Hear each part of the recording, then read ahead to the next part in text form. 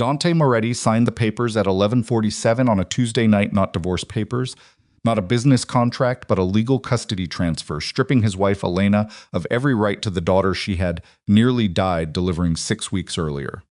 He signed them in his mistress's bed, using her back as a writing surface, while his newborn slept in a crib across the city.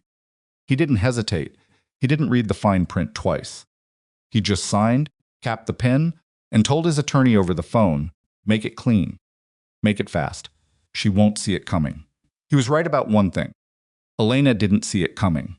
But Dante Moretti, the man who had survived 3 federal investigations, 2 assassination attempts, and 1 very public acquittal, had no idea what his exhausted, postpartum, supposedly fragile wife had already seen, already copied, and already walked out the door with.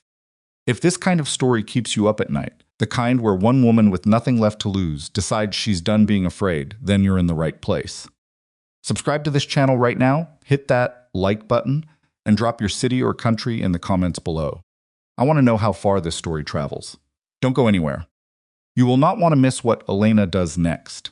The penthouse smelled like nothing when Dante came home. That was the first wrong thing. Elena always had something going: coffee, laundry, the faint trace of whatever lotion she used on Sophia after bath time. The apartment on the 34th floor of the Meridian Tower had always carried some small evidence of her presence, some warm domestic signal that another human being lived there and was waiting. Tonight there was nothing, just cold air recycled through the vents and the distant sound of Lake Michigan wind pressing against the floor-to-ceiling windows.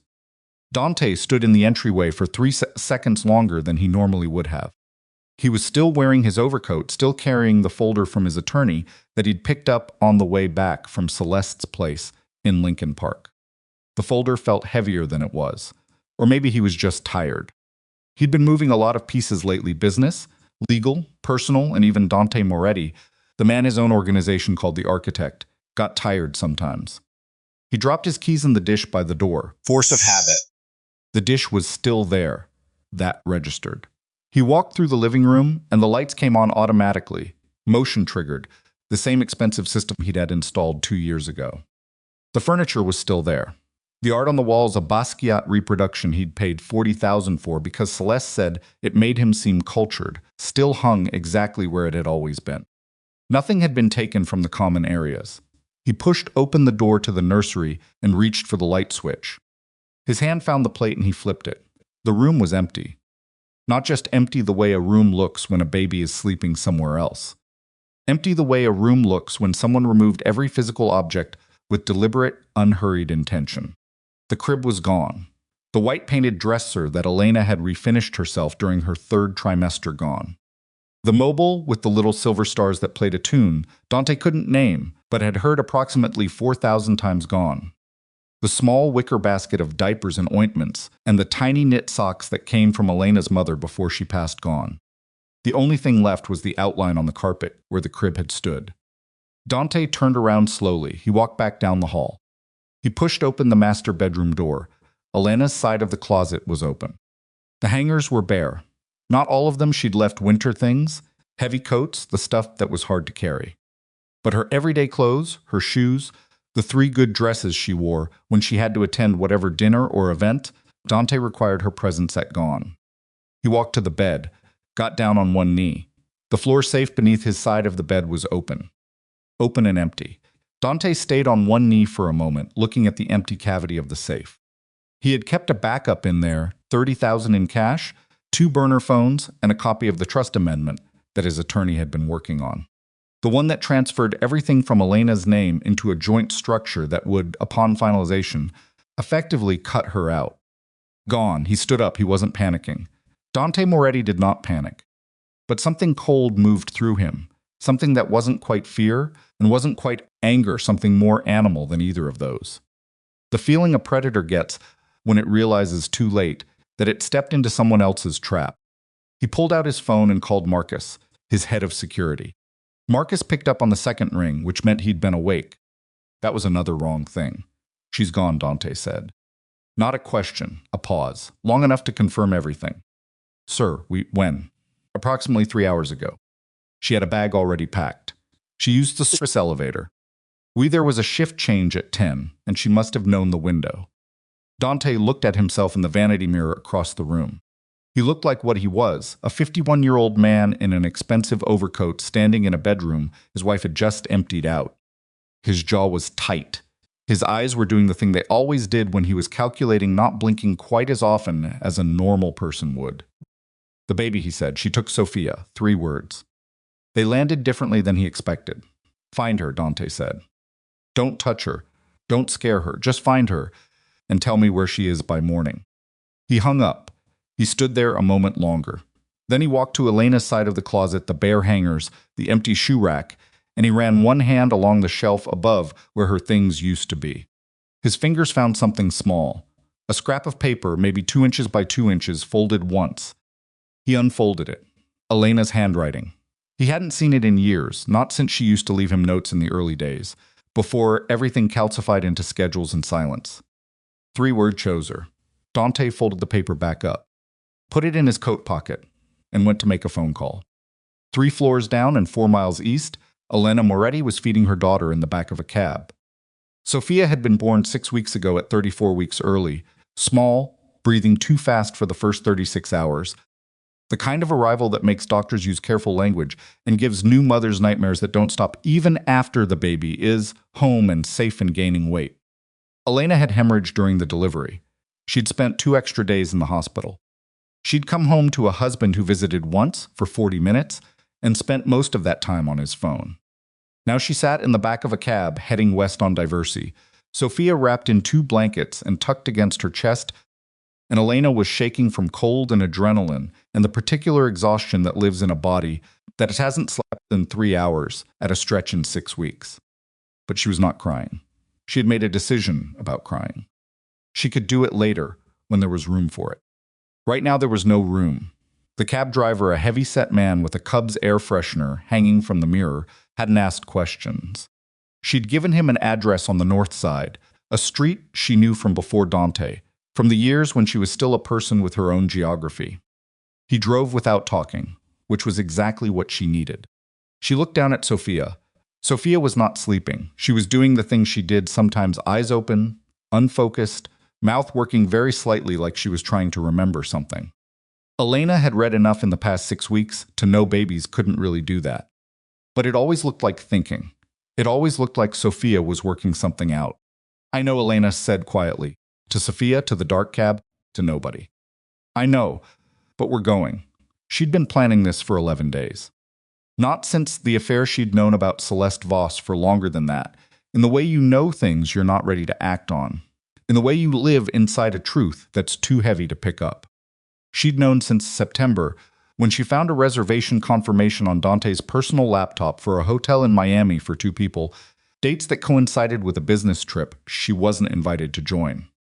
She'd known and she'd stayed, because she was 32 weeks pregnant and afraid, because Dante's name was on everything, and her own name was on nothing, because she had no family left in Chicago and no money that wasn't filtered through his accounts. The trigger wasn't the affair. The trigger was a document. 11 days ago, while Dante was at one of his late dinners that never ended before 2 in the morning, Elena had found a file on the shared household server, not his personal system, just the cloud storage where they kept tax documents and insurance records and the paperwork for the apartment.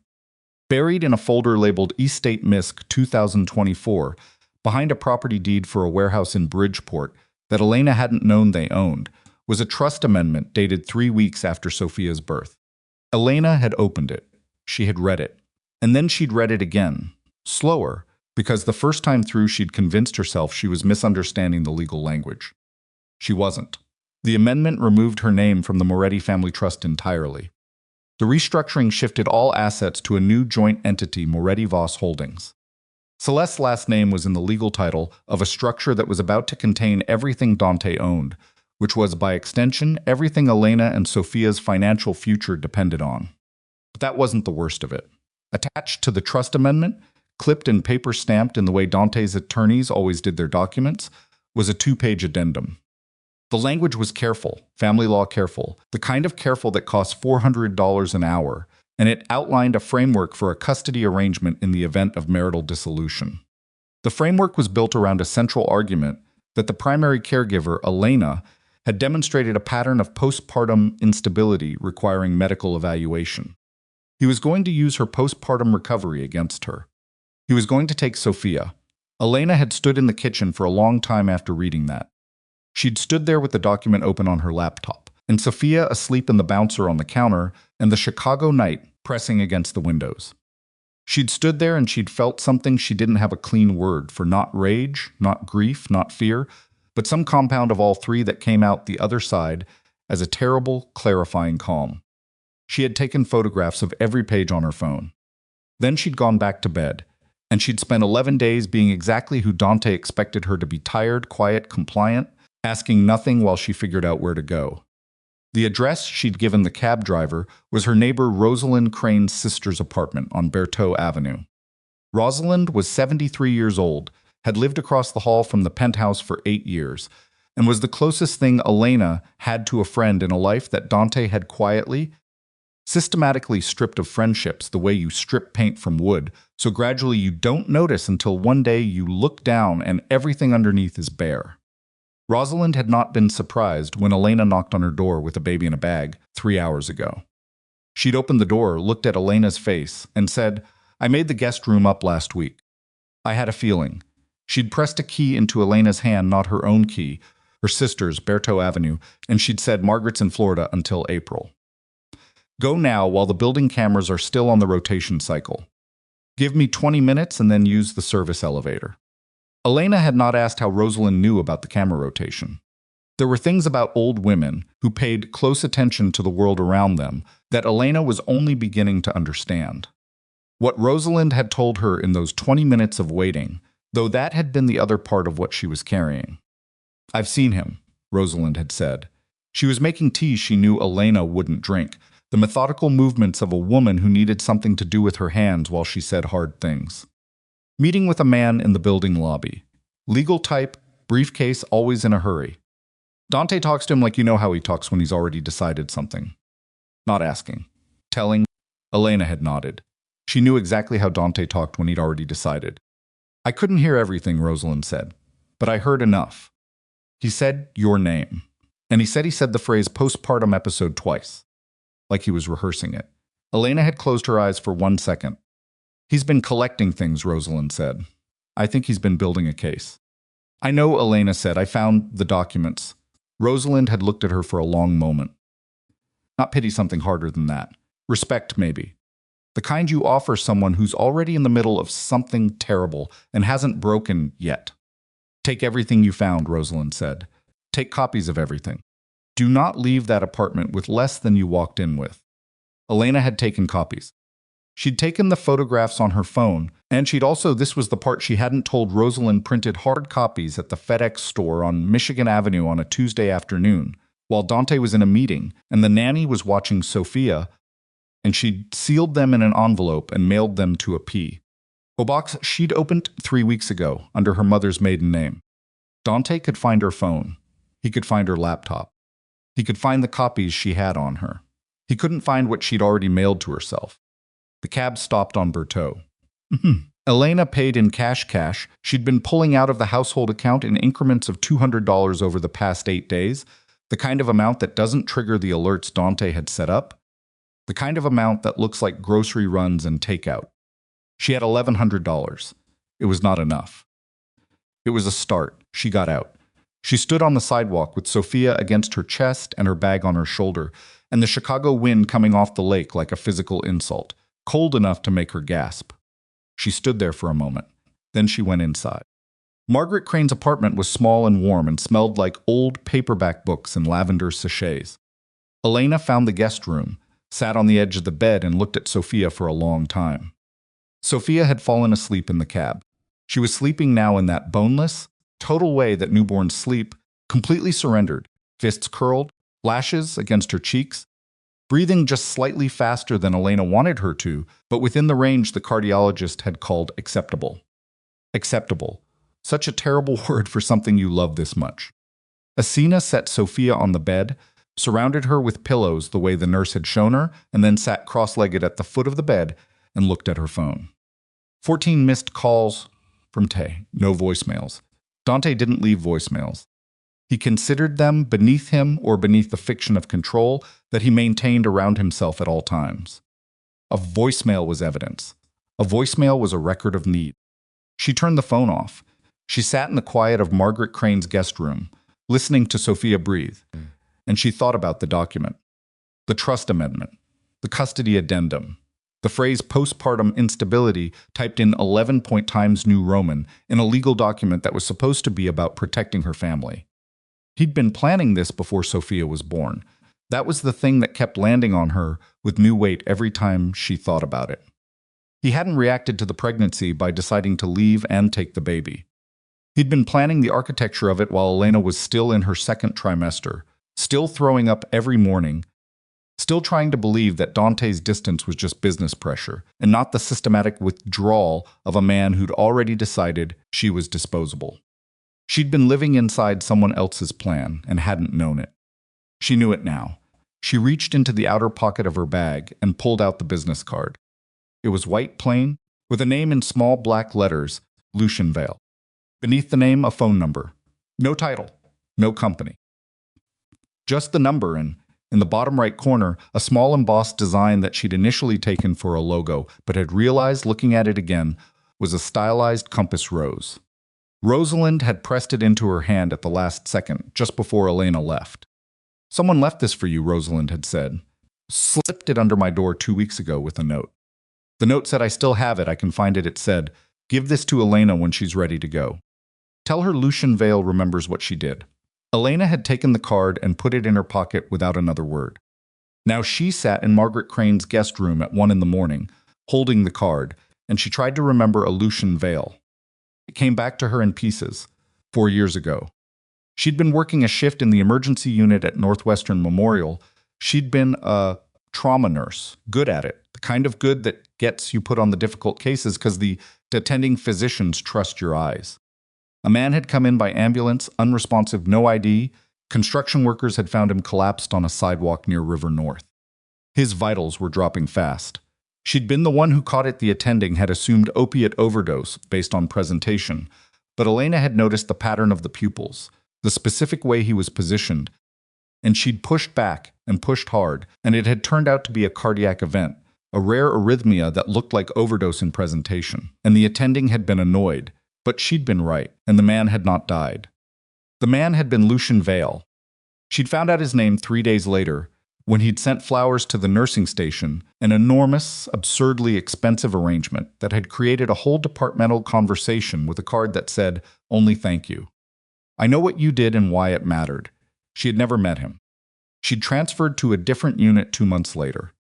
She'd married Dante 8 months after that, in a ceremony that had felt, even then, more like a contract signing than a beginning. She looked at the card. 2 weeks ago, before she'd even made her final decision to leave, someone had already been trying to reach her. She didn't know what that meant. She didn't know if it was safe. She didn't know anything about Lucian Vale, except that she'd kept him alive 4 years ago, and that someone she didn't know who had anticipated her next move and left her a handhold. She put the card back in her pocket. Not yet. Not tonight. Tonight she needed to get Sophia warm and get 2 hours of sleep, and not think about the 14 unanswered calls from a man who was almost certainly, at this moment, mobilizing people to find her. She lay down on the bed beside Sophia. She did not sleep. Dante was on his second phone call with his attorney, Vincent Price, when Marcus texted him a location. Not the location, a last known location. The cab drop-off point on Bertaux Avenue, pulled from a traffic camera in Bucktown. Elena had been careful, but not careful enough. Or rather, she'd been careful in the ways she'd anticipated, and the city had more eyes than she'd accounted for. Dante forwarded the address to Marcus with a single instruction: watch. Don't move. Vincent was still talking on the other line. He was a careful man, Vincent, the kind of attorney who had built an entire career on never being present at the wrong moment. He billed $600 an hour, and he earned it not through legal brilliance, but through the very specific skill of making problems disappear before they became legal problems. The timing is problematic, Vincent was saying. She has the documents, which means she has photographs of documents, Dante said, not the originals. The photographs are sufficient evidence of... She has a phone, Dante said. Phones get lost.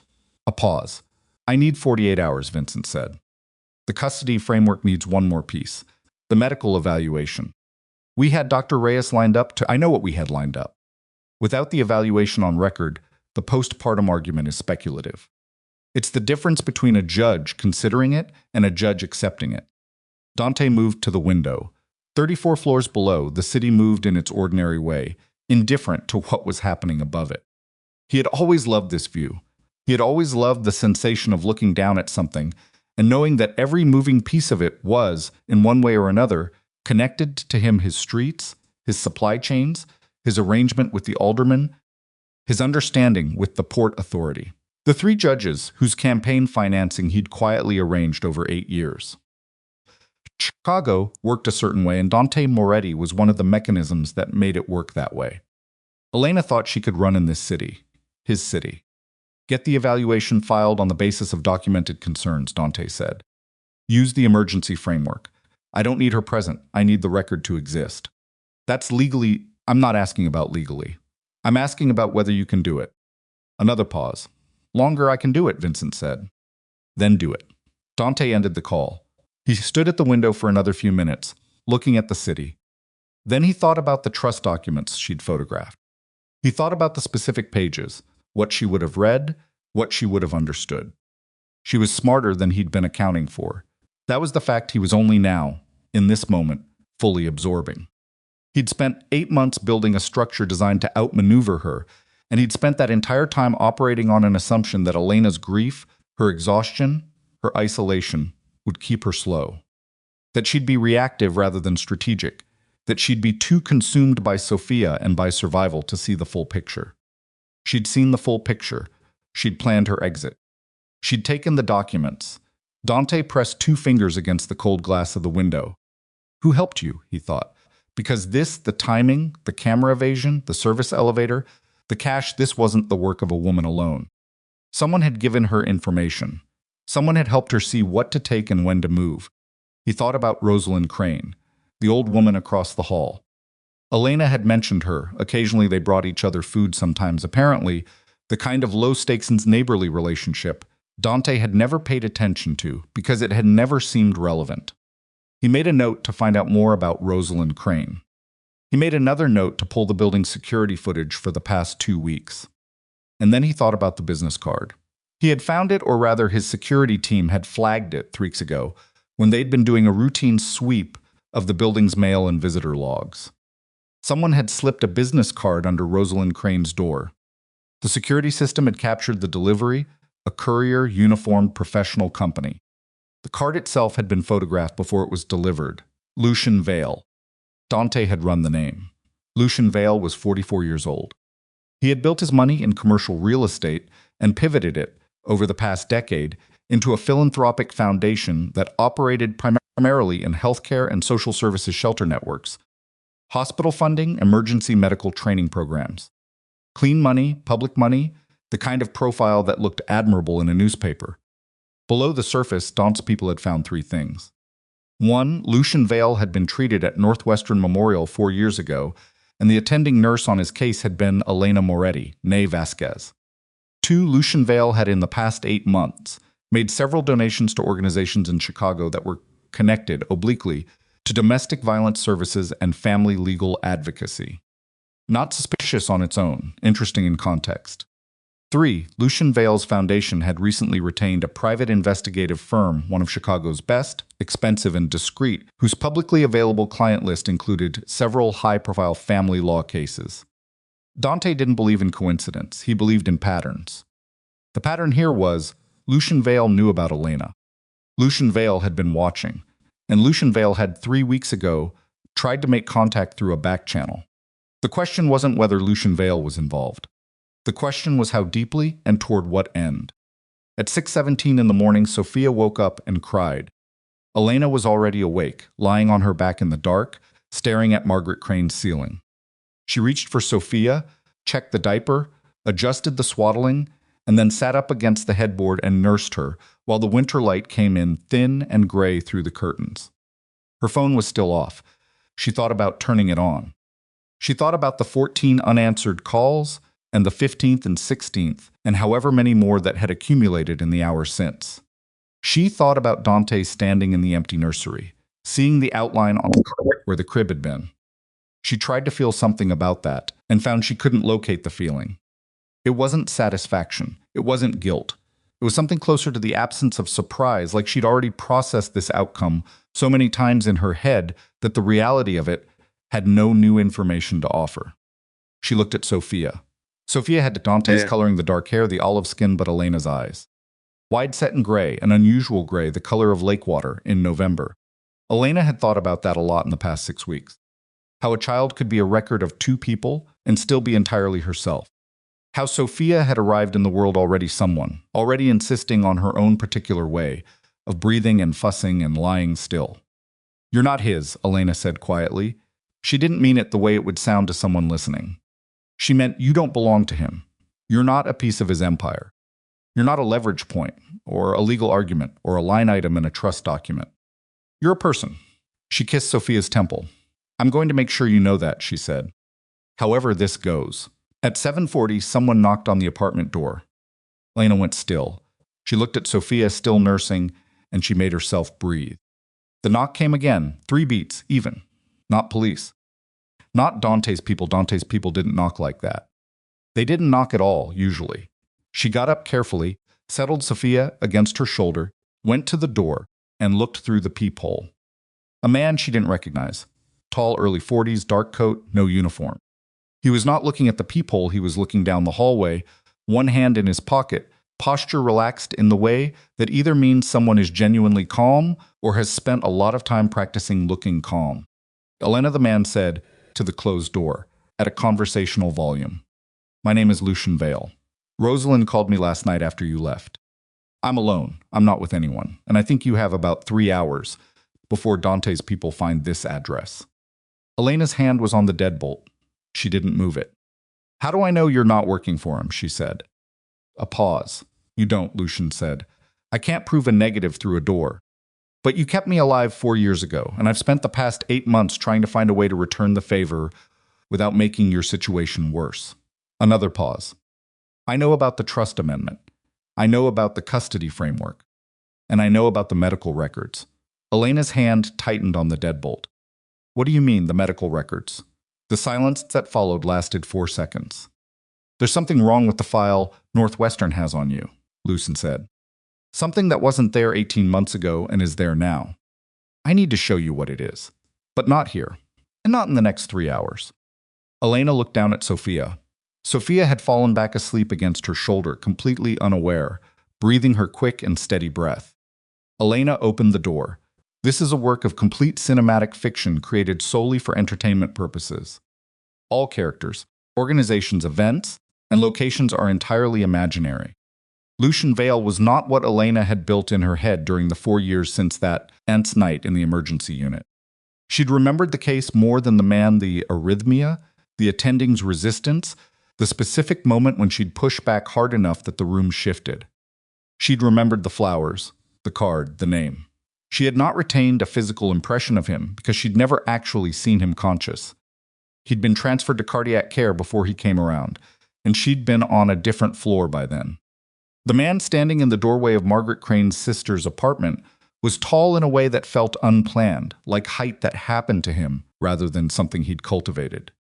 Dark coat, gray at his temples, a face that had clearly done some living, not handsome in any glossy sense, but the kind of face that made you look twice because it was paying close attention to something. He wasn't looking at Elena the way men who knew Dante Moretti usually looked at Elena, not assessing, not performing. He was looking at Sophia. "She's small," he said. "She was early," Elena said.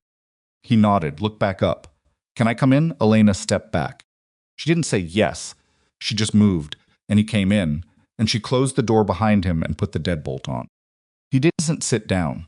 He stood in the middle of Margaret's small living room with his coat still on, and he looked at the room the way someone looks at a place when they're figuring out the exit's not threatening, just automatic. Elena noticed it because she'd spent 8 years watching Dante do the same thing every time he walked into an unfamiliar space. "You said something was wrong with my medical records," she said. She wasn't offering coffee. She wasn't doing any of that. "Yes." "Wrong how?" Lucian reached into his coat pocket and pulled out a folded set of papers. He held them out. Elena shifted Sophia to her other shoulder, took the papers and unfolded them. It took her 40 seconds to read the first page. She was a nurse. She knew how to read a medical file. She knew what the language was supposed to look like, and she knew, scanning these pages, that something was off, not dramatically, not obviously the way a forgery looks in a movie. Subtly.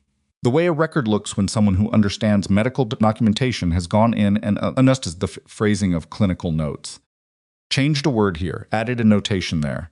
Patient exhibited signs of emotional dysregulation during postpartum follow-up. Affect flat. Responses inconsistent. Judgment potentially impaired. Patient declined recommended psychiatric referral. Elena looked up. I never declined a psychiatric referral, she said. No one offered me one, I know. These notes are from my 6-week follow-up. She looked at the date. This was 2 weeks ago. I was there. I sat in that office for 20 minutes, and the NP told me I was recovering well and to keep taking the iron supplements. The original note said exactly that, Lucian said. What you're holding is what's in the system now. Elena stared at the page. Her handwriting wasn't on anything. Nurses didn't sign their own records, obviously, but she could see the shape of it. Someone had gone into the Northwestern system and altered a routine postpartum follow-up into a document that suggested a woman struggling to function. They'd been careful. They hadn't written anything that screamed fabrication.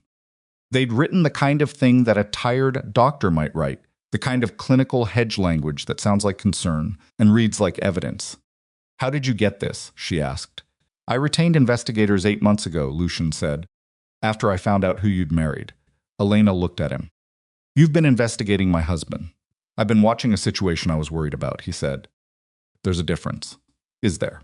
He looked at her steadily. Yes. Sophia made a sound against Elena's shoulder, not distress, just one of those small animal sounds babies make, a check-in with the world. Elena patted her back automatically, eyes still on Lucian. You should have contacted me directly, Elena said. I tried, twice, through channels I thought were safe. He paused. Your husband monitors your communications. Both attempts were intercepted is probably the right word. Elena thought about the 2 phone calls she'd received in the past year, from numbers she didn't recognize, calls she'd let go to voicemail, calls that had left no message. She'd assumed they were spam. She'd deleted them. She felt something cold move through her that wasn't quite anger at Lucian and wasn't quite anger at herself. It was the specific anger of realizing that your captivity was more thorough than you'd understood. What do you want, she said, to help you. Why? It wasn't a soft question. She wasn't asking because she was curious. She was asking the way you ask, when the answer will determine whether you trust someone with your life. Lucian was quiet for a moment, because you made a decision in an emergency room 4 years ago that most people wouldn't have made. You pushed against what was safe and easy and professionally comfortable because you thought you were right, and you were... That's not a small thing. He paused. And because I've watched what's been built around you over the past 8 months, and no one should have to fight that alone. That's a very clean answer. It's the true one. Elena looked at him for another long moment. Then she looked down at the medical record in her hand.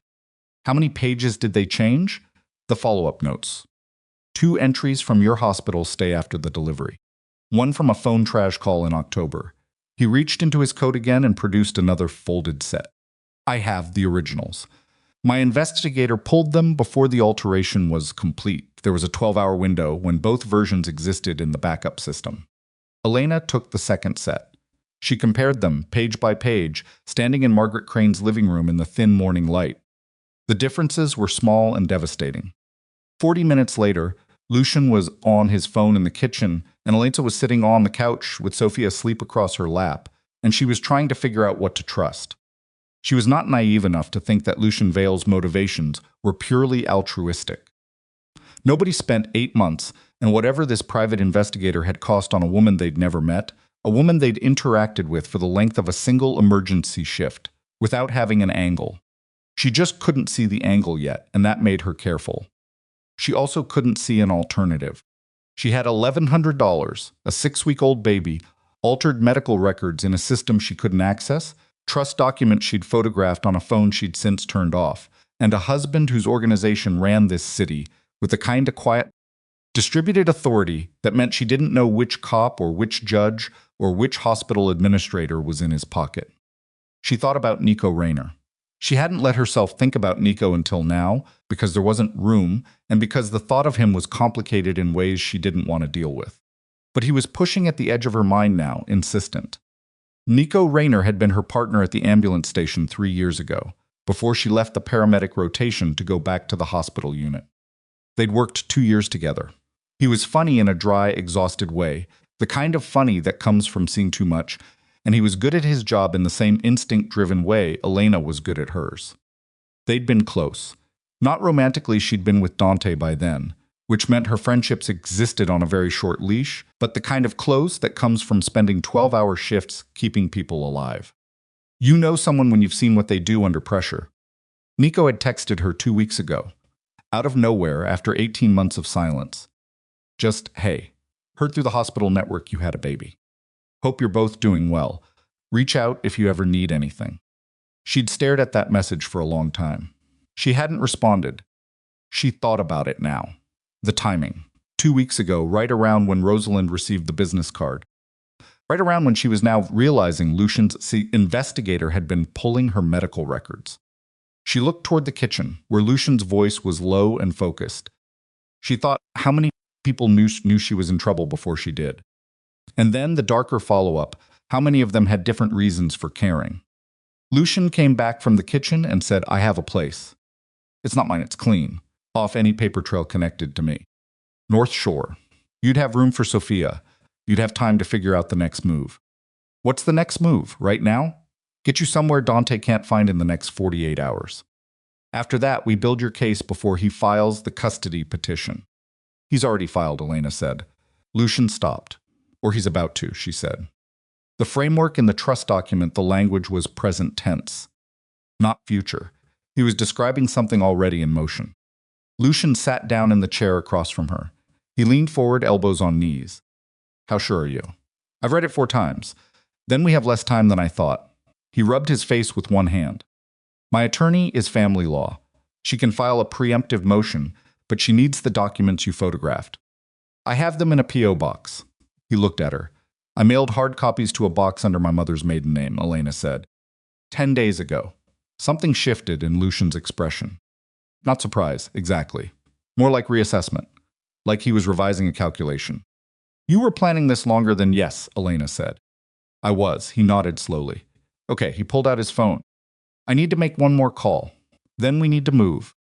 Before you do, Elena said, I want to know about Nico Rayner. Lucian went very still. The stillness lasted 1 second too long, and that 1 second told Elena everything she needed to know about whether Lucian Vale knew that name. Who told you about Nico? He said. Nobody told me. He texted me 2 weeks ago. She watched Lucian's face carefully. You know him. I know of him, Lucian said. He set his phone down. He's been looking into your situation independently. He found the medical record discrepancies through the hospital network. He still has contacts at Northwestern.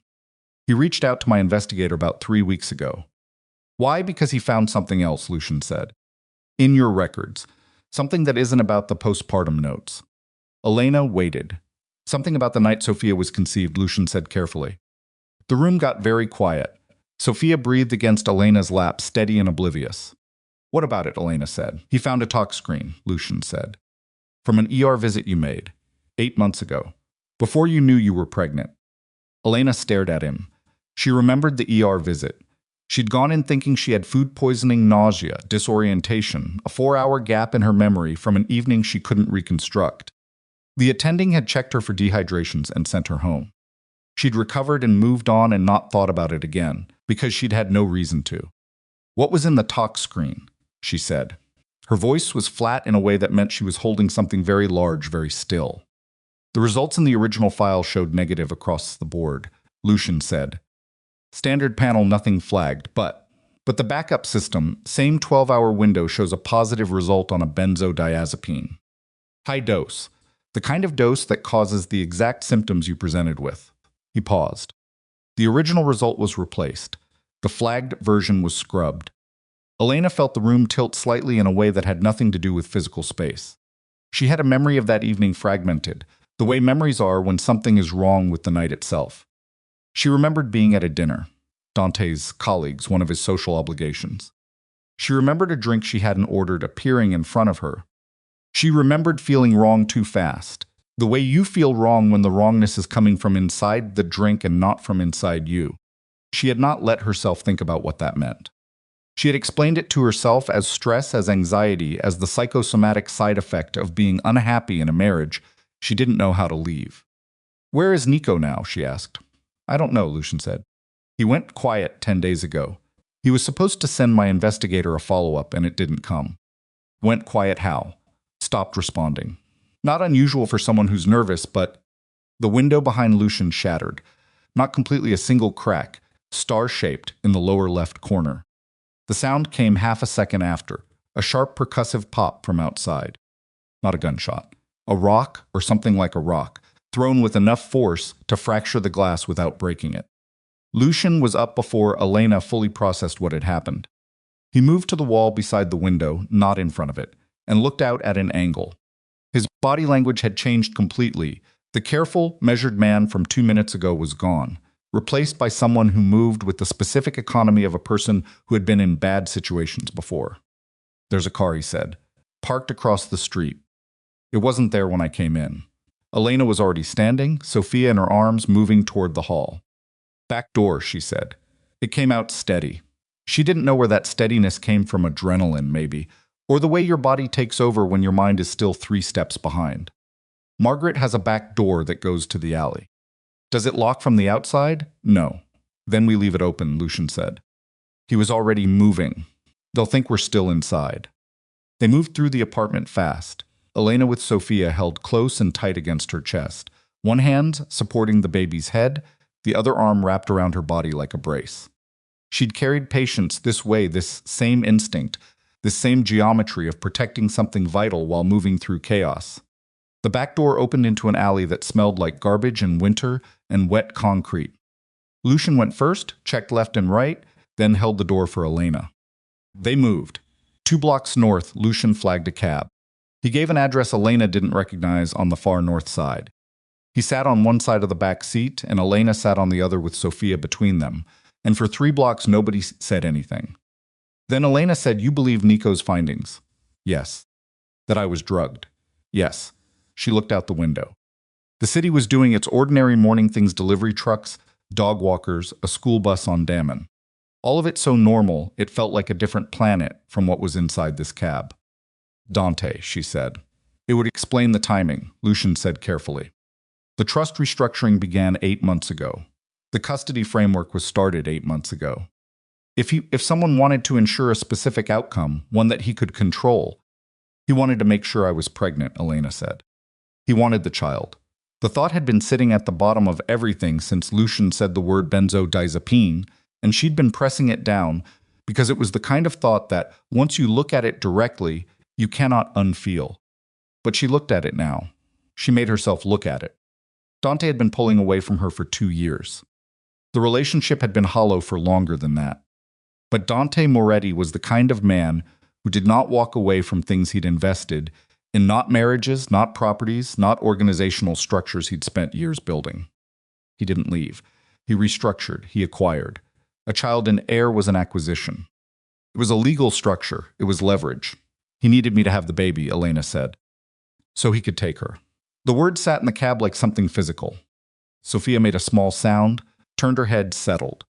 Elena looked down at her daughter and felt something move through her that was beyond anger, beyond grief, that occupied a space in her chest she hadn't known was there, something hot and absolute, and entirely without hesitation. "Tell me about this place we're going," she said. "Safe. Off my name, a friend's property. We'll have." Lucian's phone rang. He looked at the screen. His expression changed. "It's Nico," he said. Elena turned to look at him.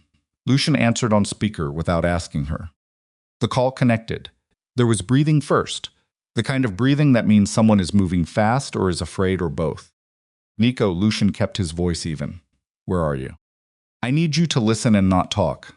Nico's voice was low, pressed down to almost nothing. "I'm being watched. I have been for a week. Whoever is watching me is connected to Moretti's organization. I made my investigator 3 days ago, and I've been sitting on this because I didn't know who was safe." A pause, and in the pause Elena heard a door or a car door or something closing, muffled. I have the original talk screen. Physical copy. Not digital, they can't scrub what I've got in my hand. Where, Lucian said. There's a warehouse in Bridgeport. South Halsted, the old Kellner building. You know it? Lucian looked at Elena. Elena felt every hair on her body stand up. She knew that warehouse. She'd seen it in the estate documents. The property deed buried in Estate Misc 2024. The warehouse in Bridgeport she hadn't known Dante owned. Nico, she said, leaning toward the phone. How do you know that location? A beat. Elena. His voice shifted, something complicated in it, something she couldn't decode. I was trying to find… Nico, how do you know that warehouse? I followed someone there, Nico said. 2 nights ago. One of Meridi's men. He went there twice in 3 days, and I thought it was a drop point. I thought…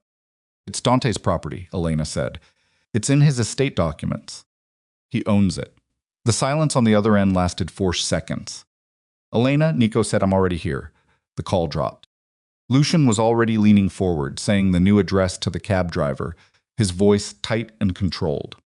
Elena held Sophia closer and looked out the window at the city moving past and thought, this is the trap. She could feel it the way you feel weather. Before it arrives, pressure changing, the air going wrong. She didn't know who had said it, or whether Nico was in it, or part of it, or simply the mechanism that had been used to lead them to it. She thought about what she'd said to Sophia in the early hours of this morning. I'm going to make sure you know that. She had not come this far to be stupid now. Stop the car, she said. Lucian looked at her. Stop the car, she said again, and tell me everything you know about Nico Rayner before we go 1 more block toward that warehouse. The cab driver glanced in the mirror. Lucian said something to the driver, and the cab pulled to the curb on Western Avenue, engine idling. Lucian turned to face her. Tell me, Elena said. All of it. Right now. He looked at her for a moment. Then he said, Nico Rayner worked with your husband's organization 18 months ago. Briefly. Inadvertently, or that's what my investigator concluded. He carried a package, 2 deliveries, didn't ask what was in them. When he found out who he'd been working for, he stopped and he's been trying to distance himself since. Elena absorbed this. He's not dirty, Lucian said. But he's compromised, and Dante knows he's compromised. Which means Dante can use him, Elena said. Yes. Or, Elena said, Dante has already used him, without Nico knowing. She looked at her phone, still off. Then she looked at Lucian. If Nico genuinely has the physical talk screen, she said, then that document is the single most dangerous piece of evidence in this whole situation. Not to us. Yes, Lucian said. Then why would Dante lead us to it? Lucian was quiet. Unless Elena said he doesn't know Nico has it. Or he thinks Nico doesn't know what he has. She was thinking out loud, moving through it, the same way she moved through a critical case, not panicking, just following the logic wherever it went. In which case Nico is actually in danger. Or, Lucian said quietly, the physical document is a copy. Or a fabrication. And this is exactly what it feels like. They sat with that for a moment. Outside on Western Avenue, a delivery driver was unloading boxes from a truck, the ordinary rhythm of an ordinary morning, indifferent to the 2 people in the back of a cab, trying to figure out if they were walking into a trap. Sophia stirred, made a small sound that was not distress, but was moving in that direction. Elena looked down at her. She felt the weight of her, the specific, irreplaceable warmth of her, and she thought about what it meant to make the wrong choice here. We have to go, she said. Elena, if Nico's in danger and the document is real, we have to go. She looked up. And if it's a trap, we need to know that too, because a trap tells us exactly how afraid Dante is. Lucian looked at her for a long moment. Then he said to the cab driver South Halsted, the Kellner building. The cab pulled back into traffic. Elena turned her phone on. It lit up with 22 missed calls, and at the top of the list, a text from a number she didn't recognize sent 40 seconds ago, time-stamped in the last minute, 6 words that she read 3 times. Because she needed to be sure she was reading them correctly. Don't go in, he's already there. The cab was moving south. The sender had no name in her contacts. She showed the screen to Lucian. His face went tight in a way she hadn't seen from him yet. Who is that, she said. I don't know, he said. But his eyes said something different. And Elena, who had spent 8 years learning to read a man who lied to her face daily with the ease of someone breathing, saw it clearly.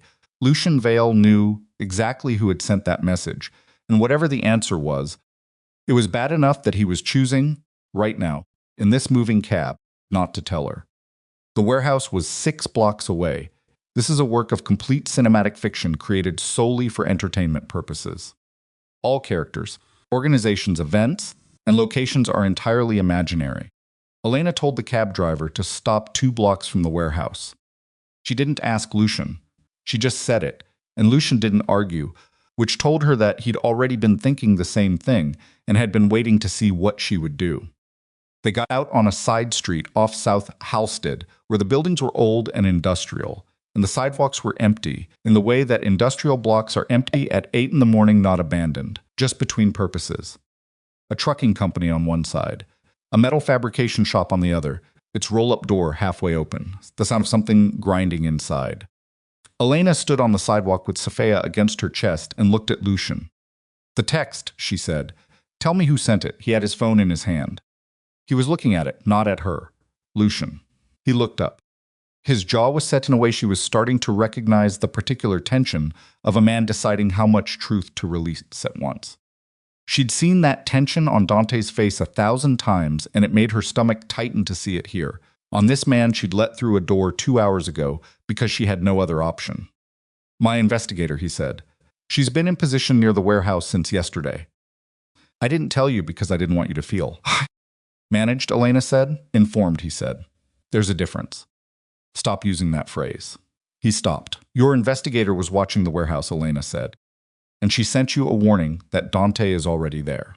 She looked down the block. The warehouse was not visible from here, but she could feel the direction of it, the way you can feel a problem before you can see it. Which means this was never about Nico walking into a trap. This was Dante knowing we'd come. "Yes," Lucian said. "That's what I think. Then Nico led us here, not necessarily on purpose." "It doesn't matter if it was on purpose," Elena said. "The outcome is the same." She was thinking fast, and the thinking had a particular quality to it, not panic, but the compressed, urgent clarities of someone running differential diagnoses in a deteriorating situation. Strip out what you don't know. Work with what you have. What did she have? She had a baby. She had altered medical records and the originals. She had photographs of trust documents mailed to a P.O. box. She had a man beside her, whose motivation she'd decided to provisionally trust because he was all she had, and she was now revising that provisional trust downward because he'd held something back. What did Dante have? He had the city. He had Vincent Price. He had the altered records in the Northwestern system, and whatever framework was already moving through family court. He had 22 missed calls on her phone, which meant he'd been trying to locate her since 1 in the morning, which meant he hadn't slept, which meant he was operating on anger and adrenaline, which meant he was making decisions faster than he normally would. Fast decisions from Dante Moretti were dangerous decisions. "Your investigator," Elena said. "Can she see inside the building?" "She has a line on one entry point. Loading dock on the east side." "Is Nico's car there?" Lucian typed something, waited. "Yes. His SUV, parked on the south side. Anyone else?" Another pause. 3 vehicles she doesn't recognize. One of them matches the car that was outside Margaret's building this morning. Elena looked at Sophia. Sophia was awake, watching the middle distance with that unfocused newborn attention, the one that looked like philosophy but was just a developing nervous system sorting input. "We can't take her in there," Elena said. "No. And I can't leave her with a stranger." "No." They stood there for a moment with that reality between them. Then Lucian said, "My investigator. Her name is Petra. She's been doing this for 20 years and she has 2 grown kids of her own." He paused. "She's 2 blocks away. She can take Sophia somewhere warm and safe and—" "No," Elena said immediately. The word came out of her body before her mind had finished the sentence. "Absolutely not. Elena, I just escaped a situation where my child was about to be taken from me by someone I trusted with her safety," Elizina said. Her voice was very quiet and very final. "I am not handing my daughter to anyone I haven't met." Lucian looked at her. Then he pulled out his phone, made a call, said 4 words, "Come to our position," and hung up. They waited. Petra arrived in 90 seconds, which meant she'd already been moving.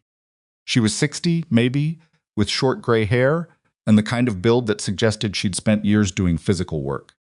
She moved quickly, efficiently, and she looked at Elena first and not at Lucian, which Elena registered. "You're Elena," Petra said. Not a question. "She's beautiful." Petra was looking at Sophia. "My youngest was early too." 3 weeks, spent 5 days in the NICU, and I stood outside that window for 4 days straight before they let me hold her. She looked back at Elena. I know what it costs to hand her to someone. Elena studied Petra's face.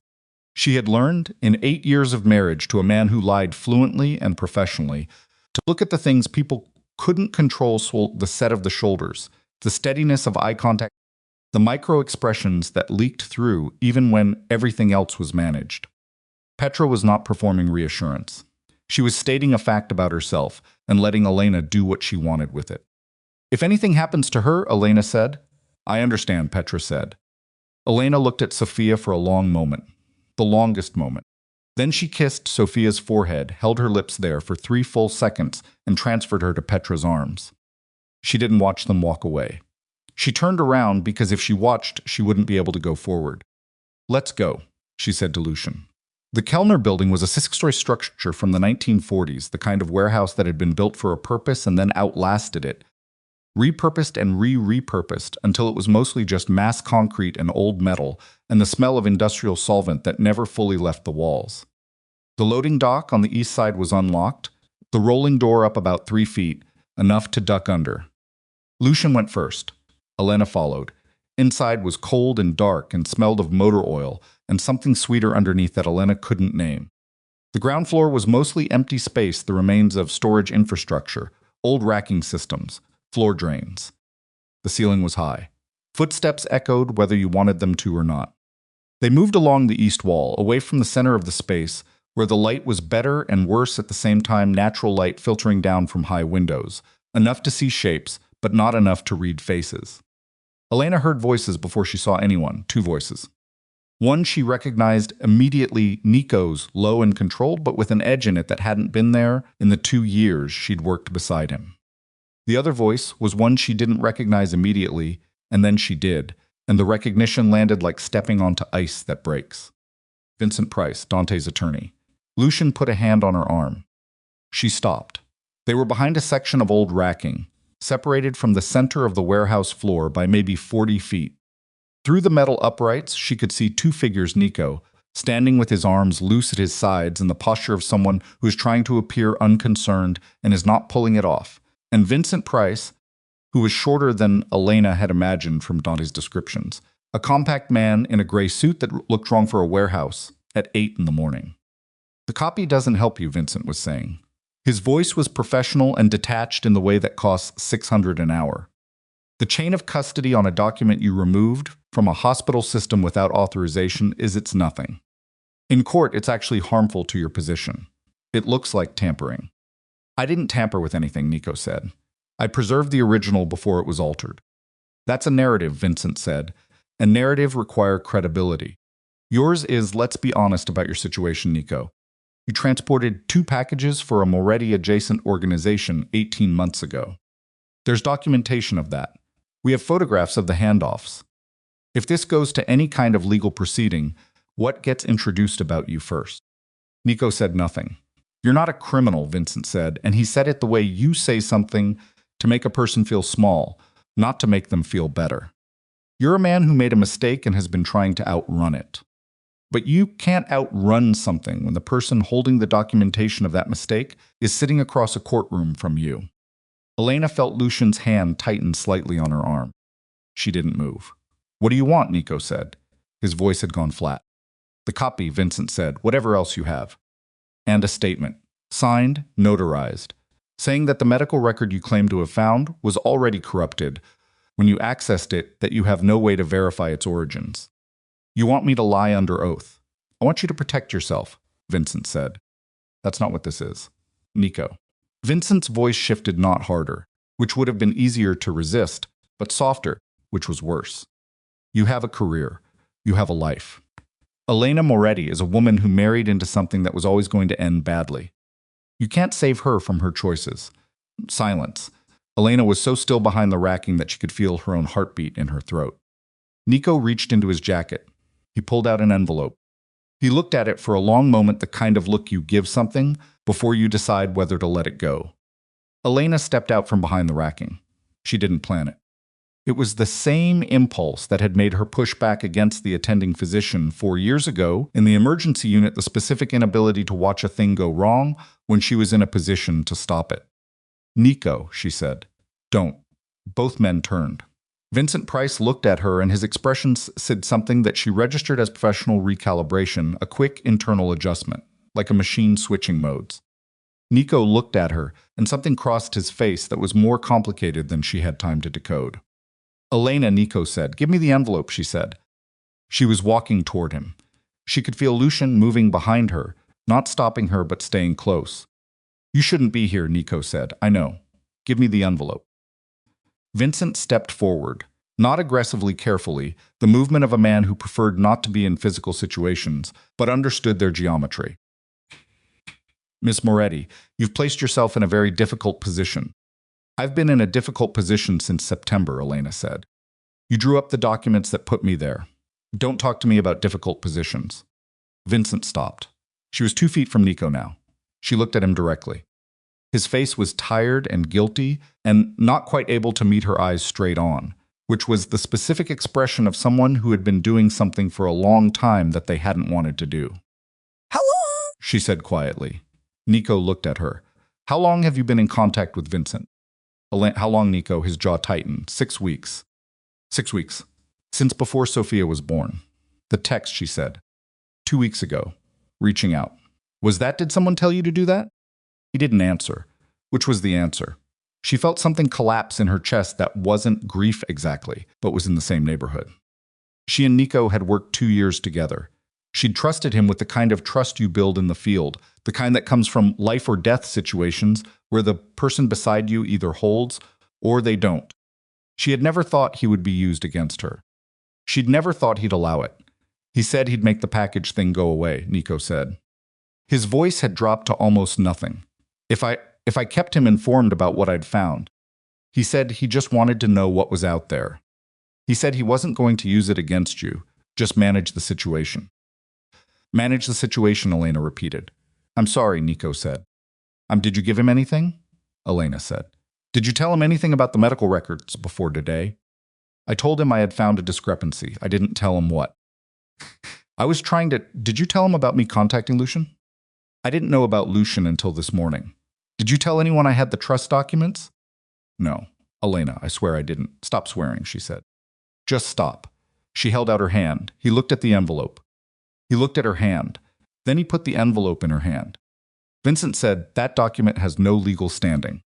It cannot be introduced without—" "I'm not introducing it in court," Elena said, not looking at him. "I'm keeping it. There's a difference." She turned around and stopped. Dante was standing at the south entrance of the warehouse. He had 3 men with him, not in suits, in the kind of coats that can cover a lot of things. He was wearing a dark overcoat and no tie, and he looked like he hadn't slept, which meant he looked like a version of himself that was more dangerous than the groomed, composed version he usually showed the world. The sleeplessness stripped something from his face that normally served as insulation between what he was feeling and what he showed. Right now he was showing a very specific thing, not anger. Something colder than anger. The expression of a man who has spent the night being denied something he considered his property and is now in the room with that property and has not decided yet what to do about it. His eyes went to Elena first, then to Lucian, then back to Elena. "Where's Sophia?" he said. "Safe," Elena said. "That's not an answer." "It's the only answer you're getting." One of Dante's men shifted position, a small movement, 3 feet to the left, and Lucian moved in response. And for a moment the warehouse had the specific held-breath quality of a situation about to tip. "Call them off," Lucian said to Dante. Dante looked at Lucian with the expression he reserved for people he considered beneath the dignity of direct response. Then he looked back at Elena. "You took my daughter out of her home," Dante said. "In the middle of winter. 6 weeks premature. That's the story, Elena. That's the story that goes to the court." "The story that goes to court," Elena said, "is the one with your voice on it. Your plan, your attorney." She held up the envelope. "And a talk screen from a hospital system that you altered incompletely." Something moved across Dante's face. Not fear. Dante Moretti did not do fear, or if he did, he'd spent 50 years ensuring no one would ever see it.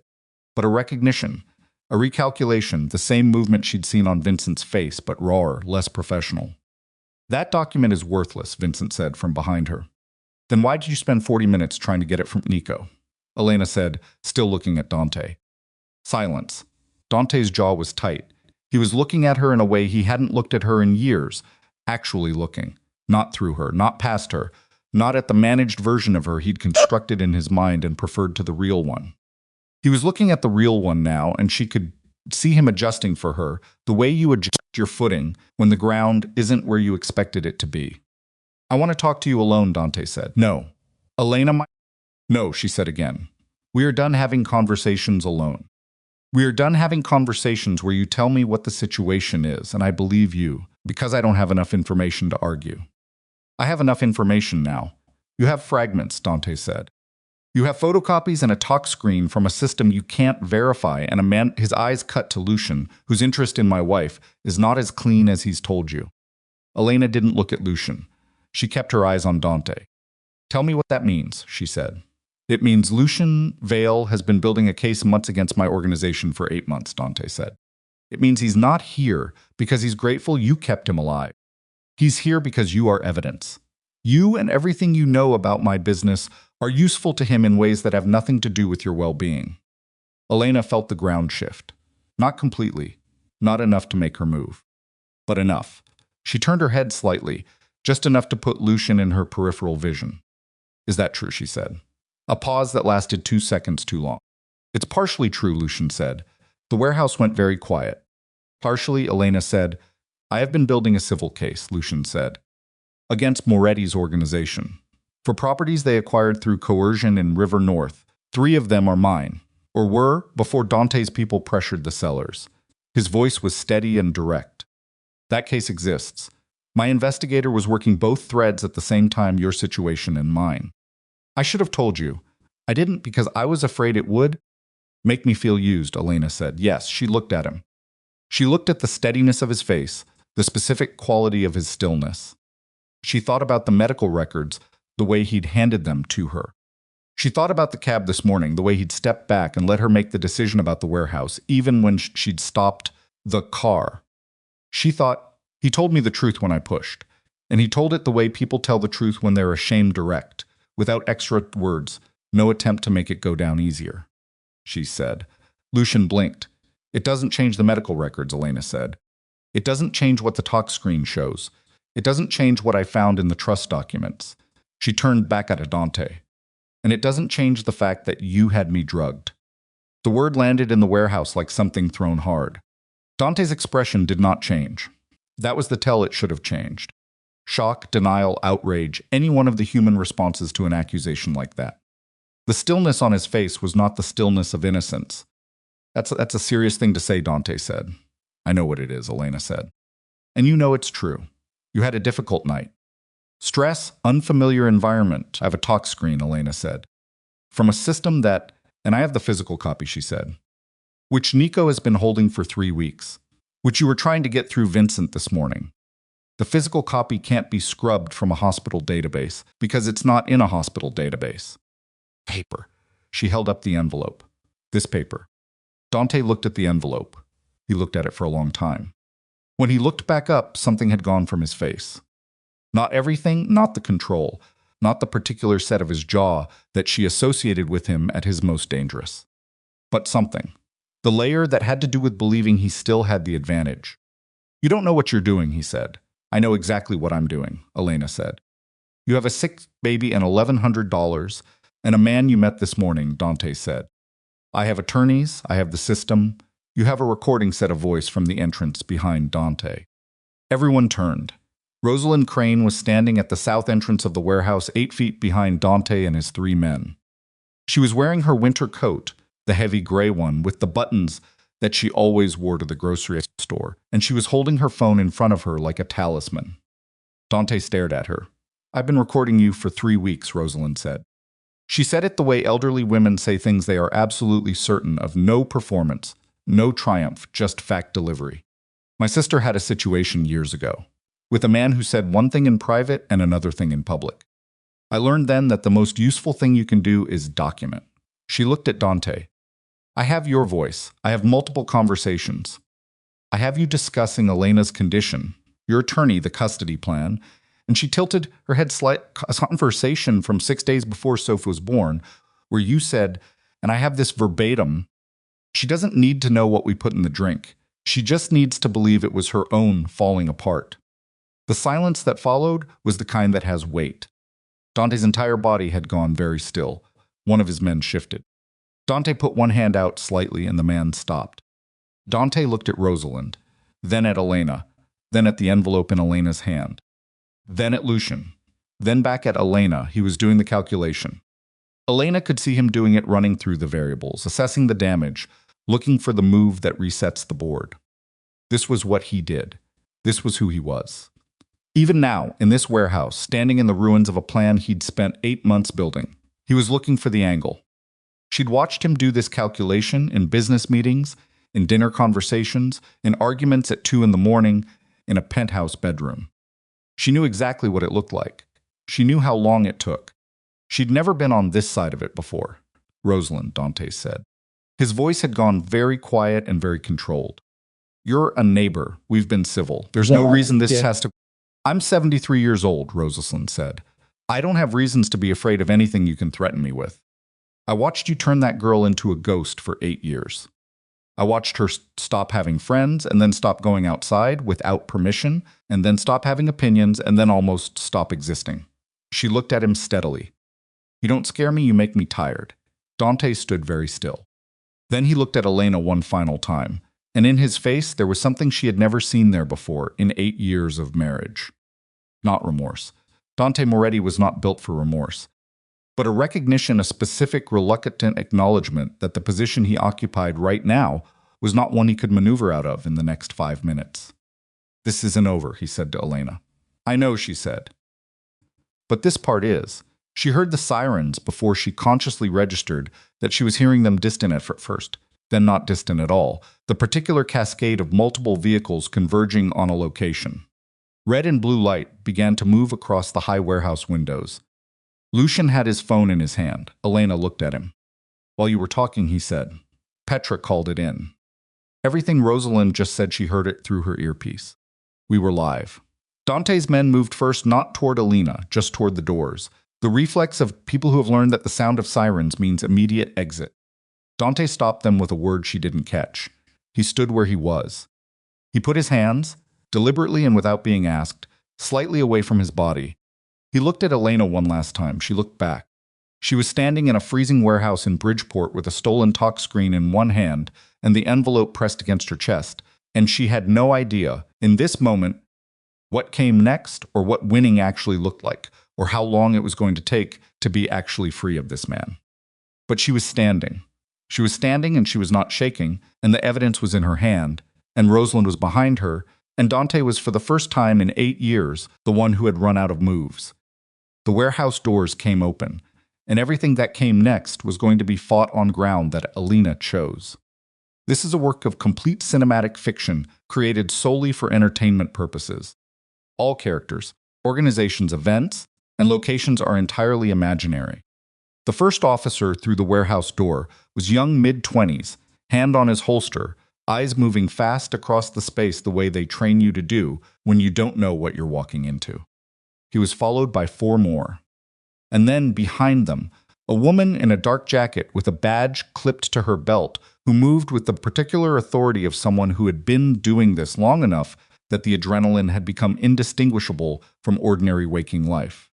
She scanned the warehouse in 3 seconds. Dante and his men on the south side, Elena and Lucian and Rosalind on the north, Nico somewhere between them, looking like a man who had made several decisions he was currently regretting. Nobody moved, the woman said. She didn't shout it. She said it at a volume that assumed compliance. Dante's hands were still slightly away from his body. He had not moved since the sirens arrived. He was watching the detective with the expression he wore at business meetings when someone had said something unexpected, neutral, assessing, filing information. The detective looked at Elena. You're Elena Moretti? Yes. Are you hurt? No. Is the infant with you? She's safe. She's 2 blocks away with she's safe. The detective nodded. She looked at Dante. Dante Moretti. You know who I am, Dante said. I do, she said. My name is Detective Reyes. I want you to understand that anything you say from this point I know my rights, Dante said. I'd like to call my attorney. Your attorney, Detective Reyes said, is standing approximately 15 feet to your left and is himself going to need an attorney before this morning is finished. She looked at Vincent Price. Mr. Prices, don't move toward any exits. Vincent had gone the color of old paper. Dante looked at Vincent just once. A look that contained a full conversation. The conversation where Dante communicated that whatever happened next was going to be attributed to Vincent's failure to anticipate this outcome. Vincent looked at the floor. One of the uniformed officers moved toward Dante's men. Another positioned himself near the south entrance. The warehouse, which had been a space of fragile standoff 20 seconds ago, was now reorganizing itself into something procedural and systematic, and Elena stood in the middle of it, feeling the specific disorientation of a situation moving faster than she could track. Lucian was at her shoulder. We need to give them everything. Now, before Vincent starts managing the narrative. I know, she said. She stepped toward Detective Reyes. The next 4 hours were the worst kind of waiting, not passive waiting, but active, procedural waiting, the kind that requires you to keep making decisions while running on nothing. Lena gave her statement in the back of a police vehicle parked outside the warehouse. Sophia retrieved from Petra and now strapped to her chest in the carrier. Petra had apparently had in her car because Petra was the kind of person who had a baby carrier in her car. The detective sat across from Elena and listened without interrupting, which Elena had not expected, and which made the telling easier and harder at the same time easier, because there was no resistance to push against. Harder because the silence gave her space to hear what she was actually saying. She said it all: the trust amendment, the custody framework, the talk screen, the altered records, the conversation Rosalind had recorded, the warehouse, Vincent, Nico's statement. When she finished, Detective Reyes was quiet for a moment. The recording from your neighbor, she said. Does she still have the device? Yes, she has it. We're going to need it. She'll give it to you. Another pause. Miss Moretti. The toxicology screen. The one from 8 months ago, the physical copy. Elena handed her the envelope. Reyes opened it carefully, looked at the pages. Her face didn't change, but her eyes moved across the document with a focused attention that told Elena she understood exactly what she was reading. This will need to go to our forensic team, Reyes said. Verification of the document chain of custody. Nico Rayner can testify to how he obtained it, Elena said. He's not, she stopped. She thought about Nico. About 2 years of ambulance shifts and the particular friendship that forms in emergency work, and about 6 weeks of him reporting to Vincent Price. He made a mistake. He's not a bad person. That's not my determination to make, Reyes said. I know. I'm telling you who he is. Reyes looked at her for a moment. You're protecting someone who helped build the case against you. I'm telling the truth about someone who got scared, Elena said. There's a difference. Reyes wrote something in her notes. By noon, Dante Moretti had been transported to the 9th District Station. Vincent Price had been transported separately, which Elena had been told was standard procedure, and which she suspected was also a tactical decision to keep them apart. See what each one said about the other, before the attorneys arrived and the silence descended. Azena was in a waiting room that smelled like bad coffee and carpet cleaner, Sophia asleep in the carrier against her chest. Rosalind beside her on a plastic chair eating a granola bar she'd produced from her coat pocket, with the practicality of a woman who had long since stopped being surprised by situations that required unexpected endurance. Lucian was across the room on his phone. He'd been on it since they arrived. His attorney, he'd said, his civil case attorney, who was now becoming something more than a civil case attorney as the morning reorganized itself.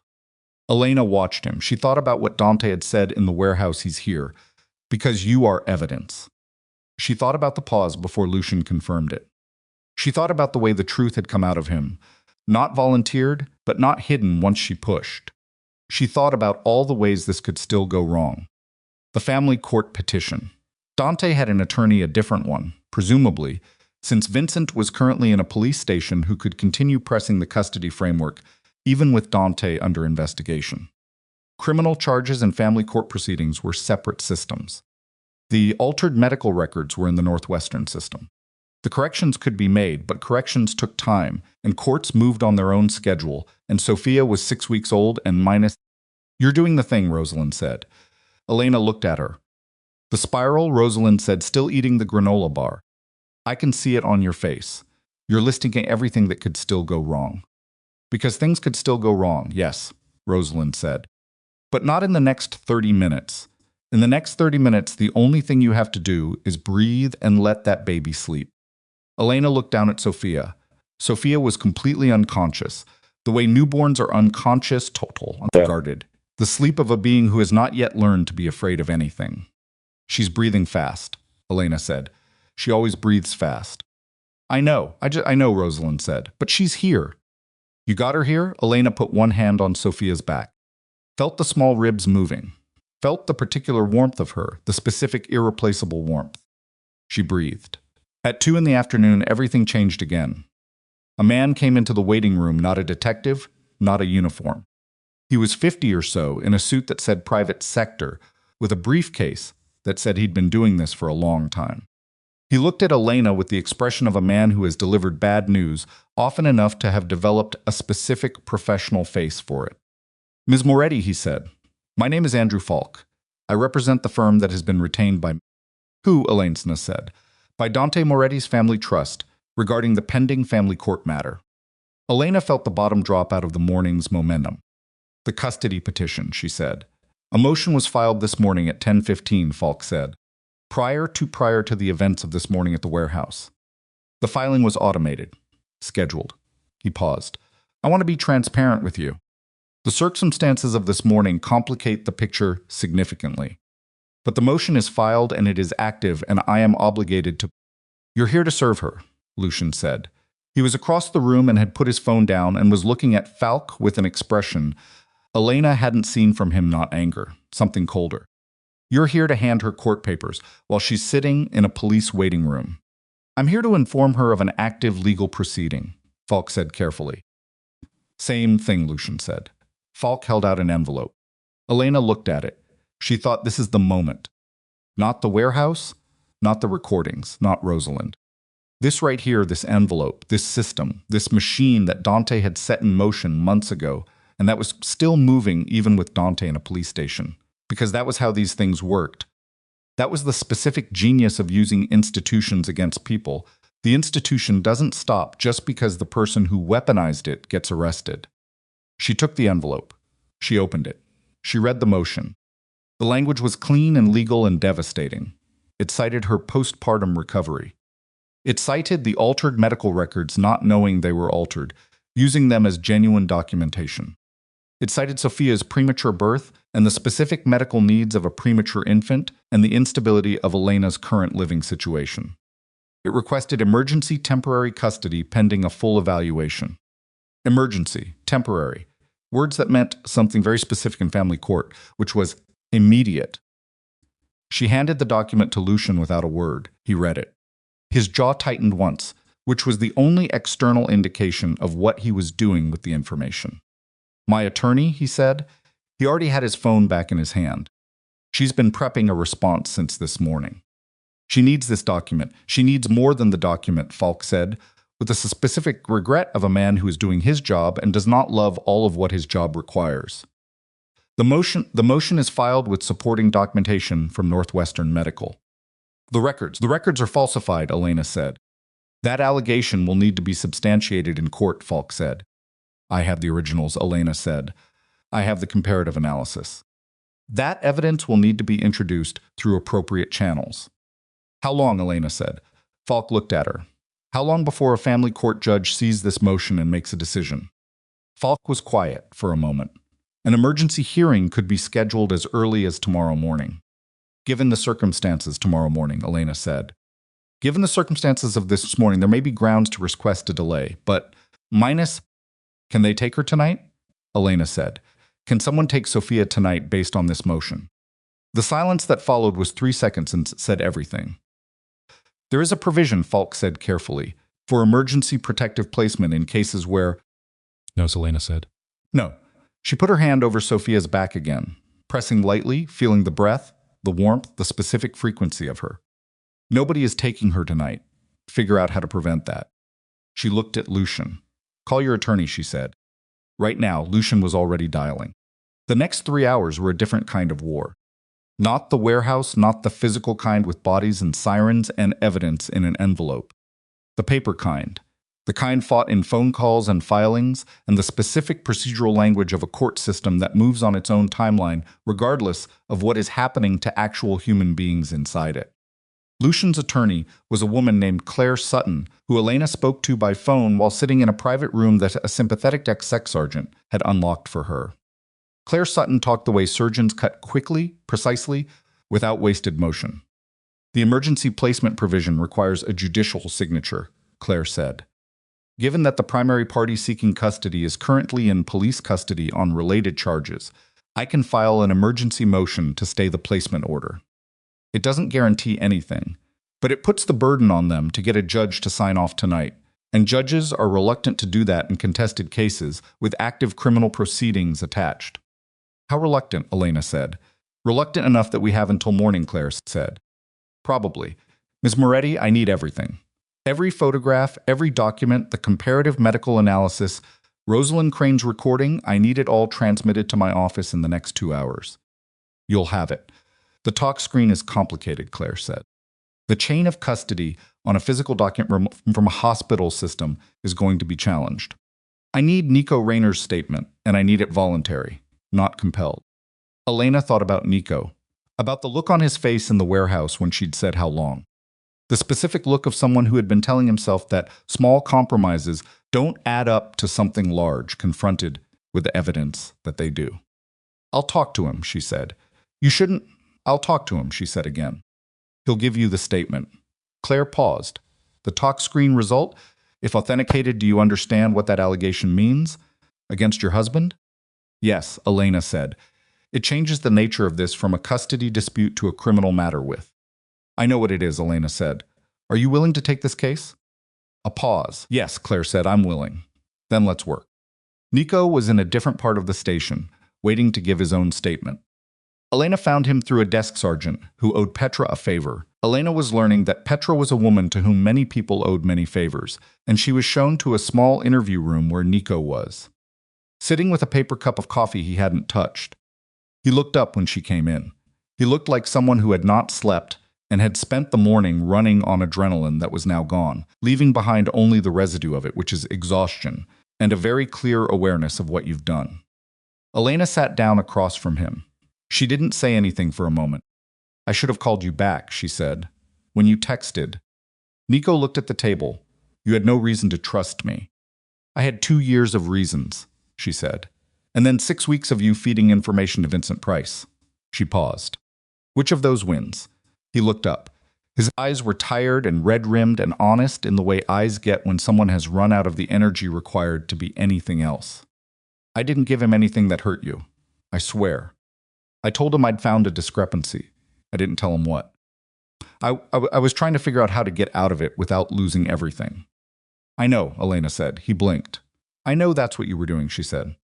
I'm not here to tell you what kind of person that makes you.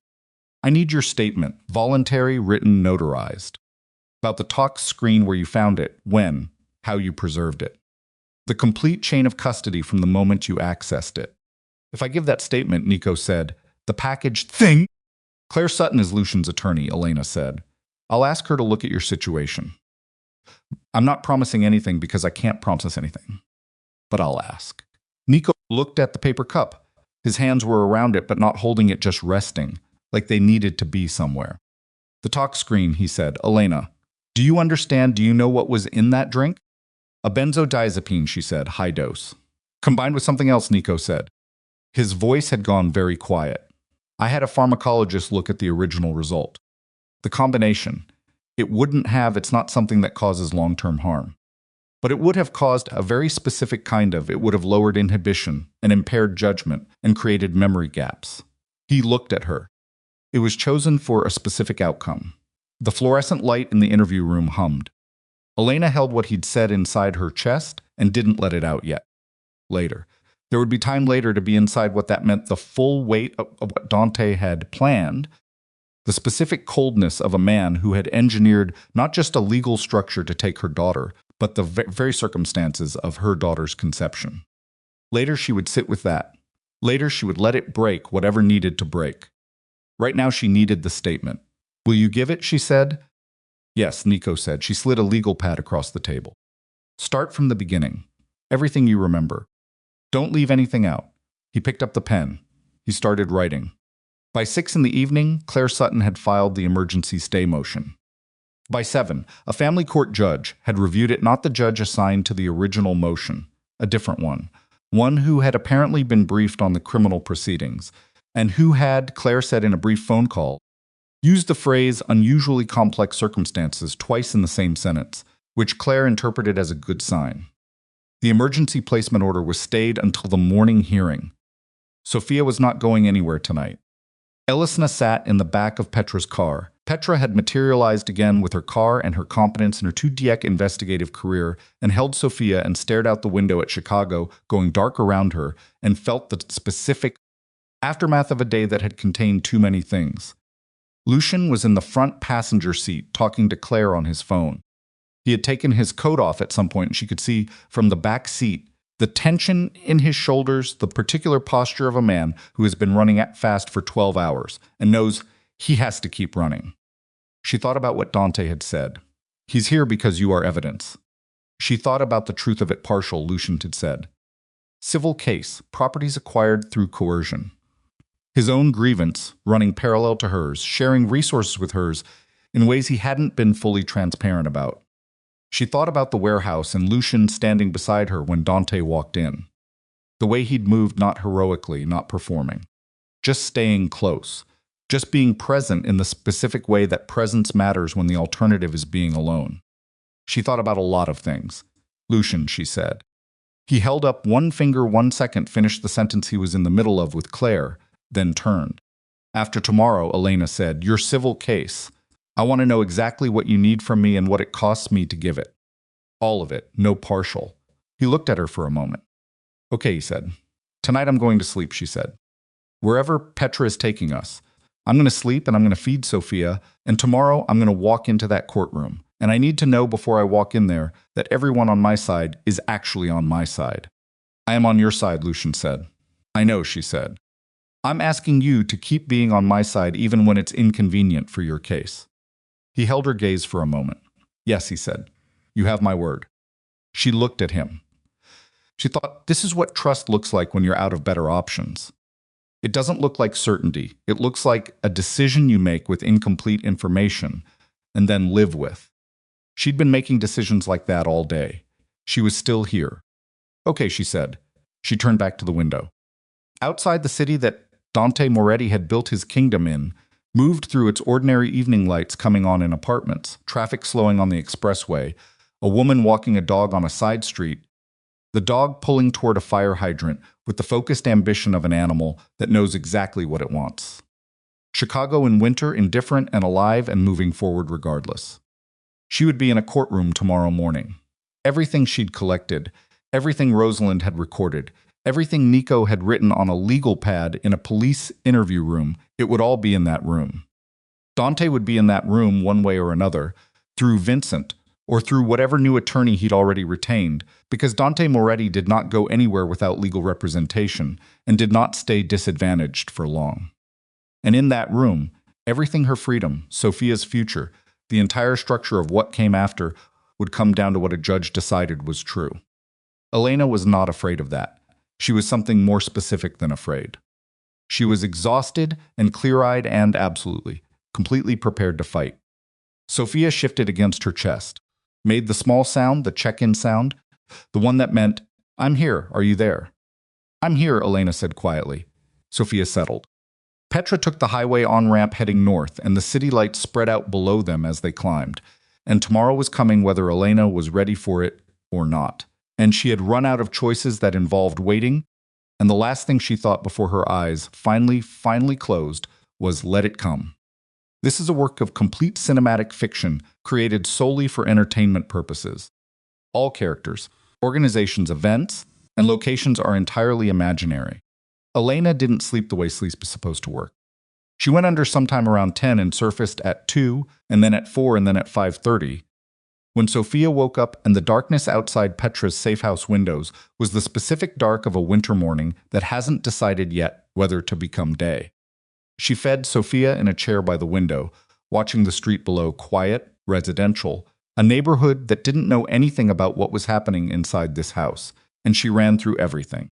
Not the legal arguments, Claire had those, not the evidence. It was logged, transmitted in the system now.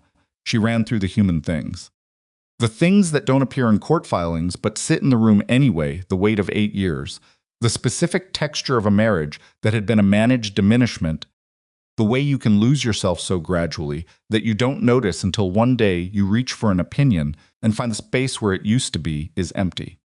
She thought about the woman she'd been when she married Dante Moretti. 31 years old, good at her job, uncertain about everything outside it. She'd been drawn to his certainty.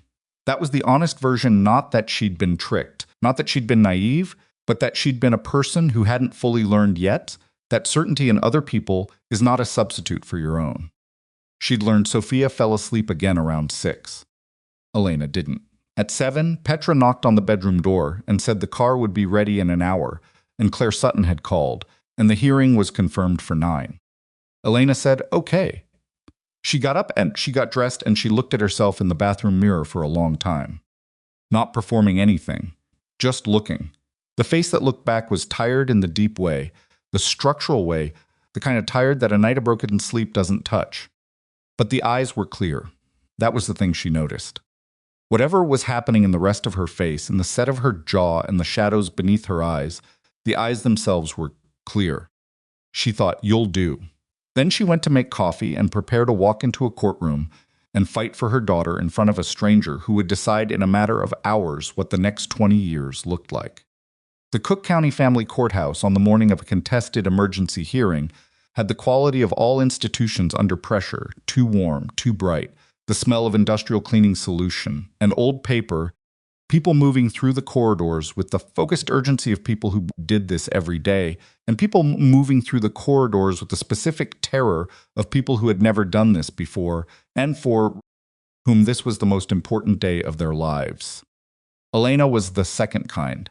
She walked in with Claire Sutton on her left and Lucian 2 steps behind, Petra waiting outside with Sophia, because courtrooms are no place for a 6-week-old, and because Elena had, in the end, decided that she trusted Petra with the specific trust of someone who has run out of alternatives and has chosen to stop being paralyzed by that.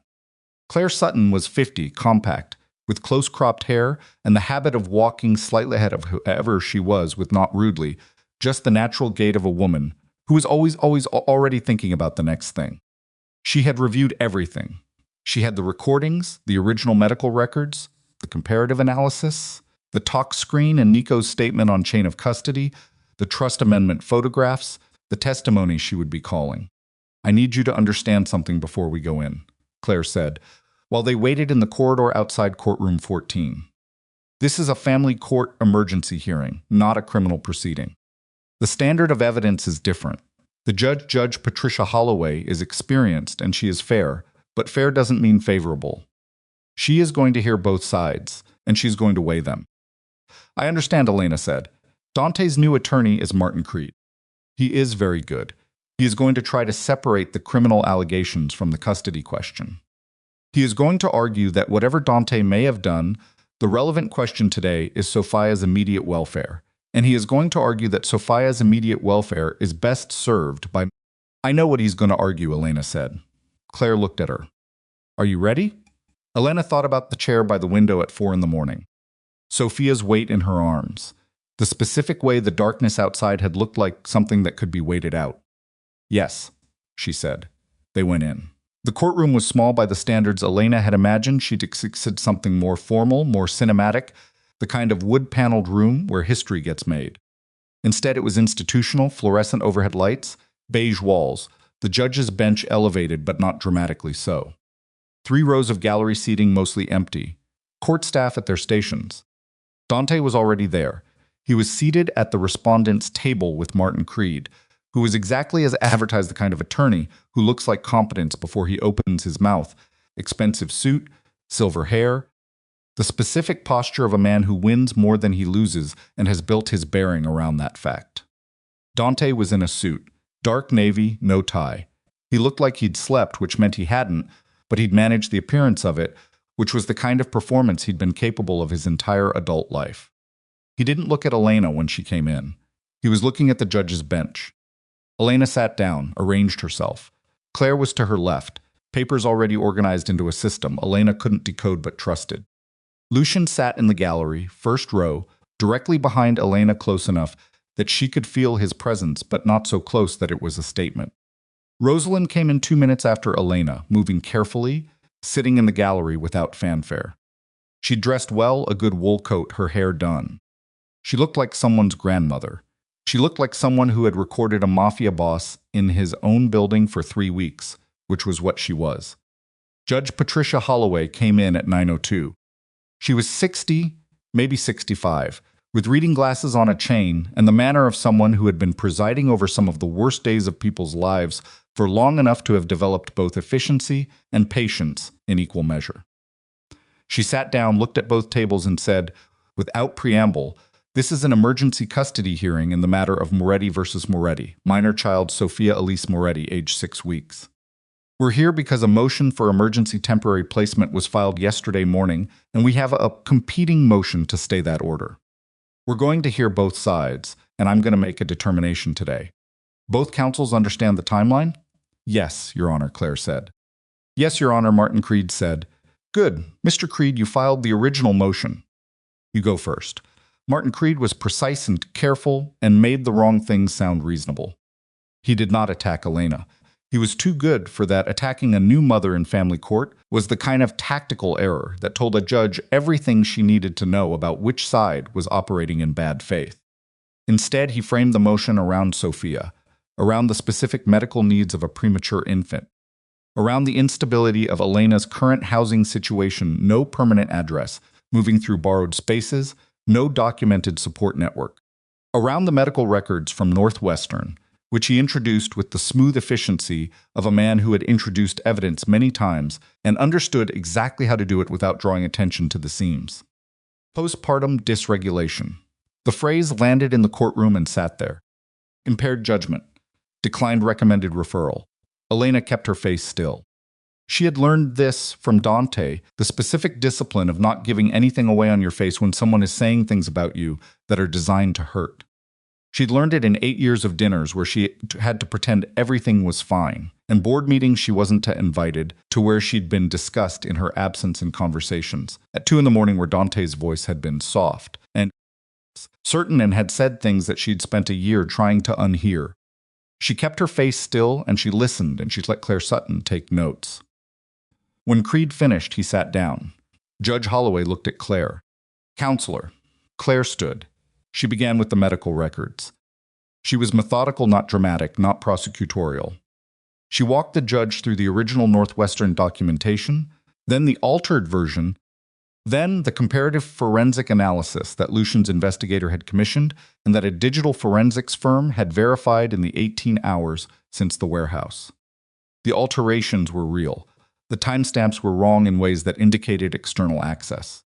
The clinical language had been changed with the specific knowledge of someone who understood medical documentation, which pointed, Claire said carefully, toward someone with access to medical systems and the knowledge to use that access.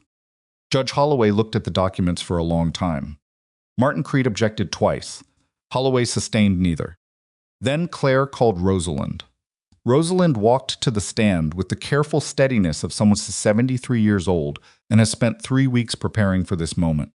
She sat down. She looked at the judge and not at Dante, which Elena recognized as deliberate. Claire walked her through it. The building. The conversation she'd overheard. The decision to begin recording. Each conversation, each date, each fragment of what she'd heard. Then Claire played the recording. Dante's voice came into the courtroom from the small speaker Claire had connected to her laptop, and the room got very still. His voice was exactly what it always was, controlled. Low, the voice of a man accustomed to being the one who set the terms. And what it said, in its own words, without interpretation or argument, was enough. She doesn't need to know the plan. She just needs to cooperate with the evaluation. The postpartum angle is the strongest. Use it. Make sure the Northwestern records show what we need them to show before the filing. Creed was on his feet, Your Honor, the authentication of this recording. Sit down, Mr. Creed, Holloway said. She was still looking at her notes. He sat. Holloway listened to the rest of the recording. 2 minutes, 17 seconds. When it finished, she was quiet for a moment. Then she said, "I'm going to take a 15-minute recess." Elena stood in the corridor outside Court 14 and breathed. Claire was beside her on her phone. Lucian had come out of the gallery and was standing a few feet away, giving her space she didn't ask for but needed.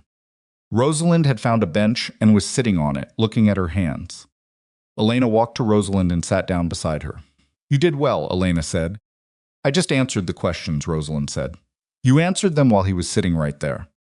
Rosalind looked up. Across the corridor, through the glass panel in the courtroom door, Dante was visible at the table, his back to them, head bent, talking to Creed in a low, continuous murmur. "I've been scared of that man for 8 years," Rosalind said. "On your behalf, watching you." She paused. "It turns out when you're finally in the room with something you've been afraid of, it's smaller than it seemed." Elena looked at the back of Dante's head through the glass.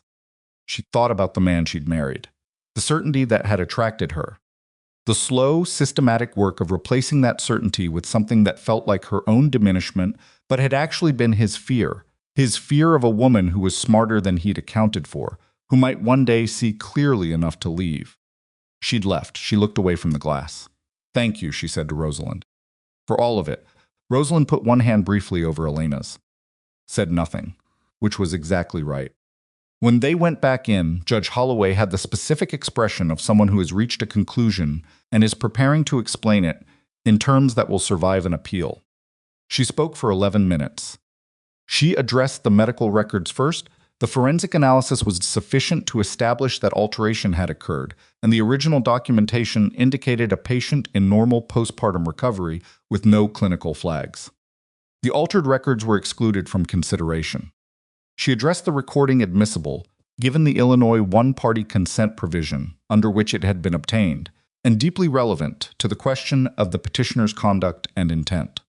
She addressed the talk screen here. She was careful, noting that the chain of custody presented complications, but that the document would be referred to the criminal proceedings where it could be properly adjudicated. Then she looked at both tables. "The standard in emergency custody proceedings is the immediate welfare of the child," she said. "I have reviewed the original motion, and I find that its supporting documentation has been materially compromised. I have reviewed the counterfilings, and I find that they present credible evidence of a sustained and deliberate effort to misrepresent the petitioner's fitness as a parent." She paused. "I am denying the motion for emergency temporary placement. The minor child's Sophia Elise Moretti will remain in the primary care of her mother, Elena Moretti, pending the full custody hearing, which I am scheduling for 90 days from today, at which time all parties will have the opportunity to present a complete evidentiary record." The room was quiet. Martin Creed was writing something. Dante was still. Holloway looked at Dante's table. "Mr. Moretti, given the criminal proceedings currently underway and the evidence presented today regarding the alteration of medical records and the conduct captured in the recording produced by Ms. Crane, I am also referring this matter to the Family Court Investigative Division for a full assessment of parental fitness prior to the hearing in 90 days. That assessment will encompass both parties." She looked at Elena briefly, then back. "The child's welfare is the only question that matters in this courtroom. I want to be clear that I am not making a final determination today. I am making a determination that the status quo, the child with her mother, is the appropriate arrangement while we allow the full process to function." She set her papers down. "We're adjourned." The gavel came down. Elena sat at the table for a moment after it was over. Claire was already on her feet, gathering papers, but Elena sat and held the stillness of the room, the specific stillness of a place where something large has just been decided, the air still carrying the weight of it. She heard Dante's chair push back. She heard him and Creed exchange a few words, low and fast. She heard footsteps. And then, because the room was small and the exit was the same exit for both tables, Dante passed behind her. He stopped. She didn't turn around. She heard him breathe a single, controlled breath, the kind that means someone is deciding whether to speak. "Elena," he said. She turned her chair. He was standing 2 feet away, Creed slightly behind him, looking at Elena with an expression she'd never seen on his face in 8 years of marriage and would not have known how to name if she'd seen it then. Not remorse, she'd been right about that in the warehouse. Dante Moretti was not built for remorse. But something honest, which was maybe the closest he'd ever come. The expression of a man who has run the calculation one final time and arrived at a result he can't argue with. "I thought you'd break," he said. He said it plainly. Not cruelly, just as a statement of fact about what he'd believed. She said. He looked at Sophia's empty carrier on the chair beside her. Petra would bring her any minute now, but she wasn't here yet, and something crossed his face that Elena couldn't quite read and didn't try to. "She's going to have your eyes," he said. "Yes," Elena said. "She is." He stood there one more second. Then Martin Creed said quietly, "Dante." And Dante Moretti turned and walked out of the courtroom. Elena watched him go. She thought, "I will not spend one more year of my life trying to understand him. I will not spend one more month." That chapter closed the moment he signed those papers in Celeste's bed, and it is not my job to write his epilogue, or to decide what kind of man he ultimately was, or to carry the project of understanding him into whatever comes next.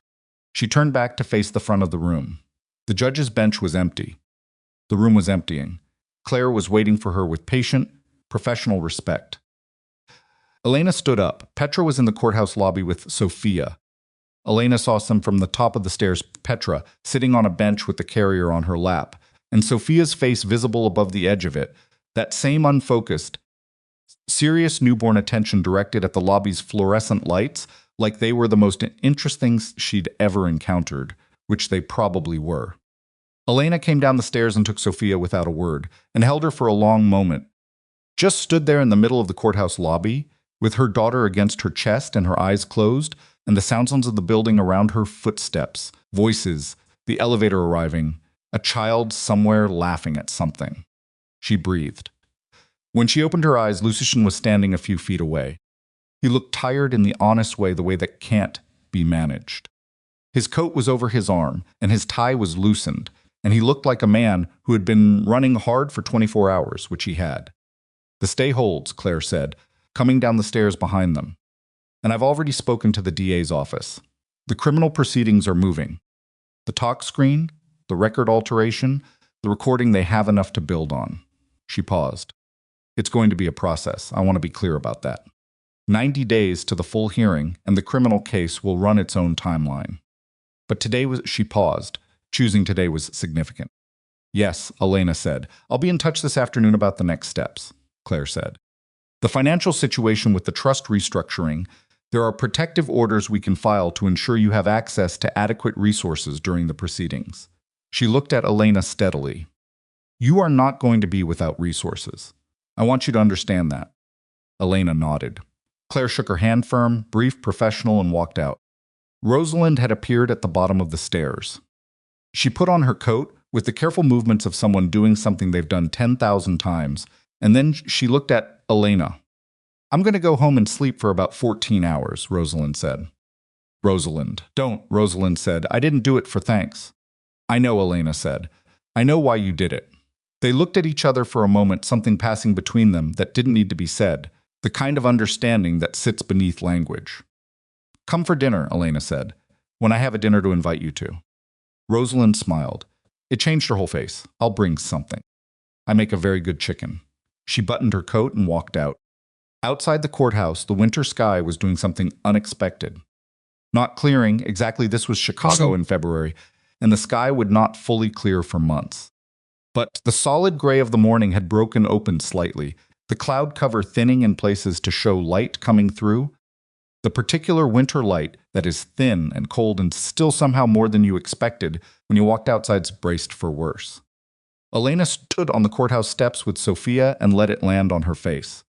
Lucian was beside her. He hadn't said anything since the lobby, and she hadn't needed him to. "The civil case," Elena said. "It can wait," he said. "I don't want it to wait. I want to know what you need." She looked at him. "Not today, but soon. What you need from me, what it asks of me, I want to know clearly and make a clear decision." "Okay," he said.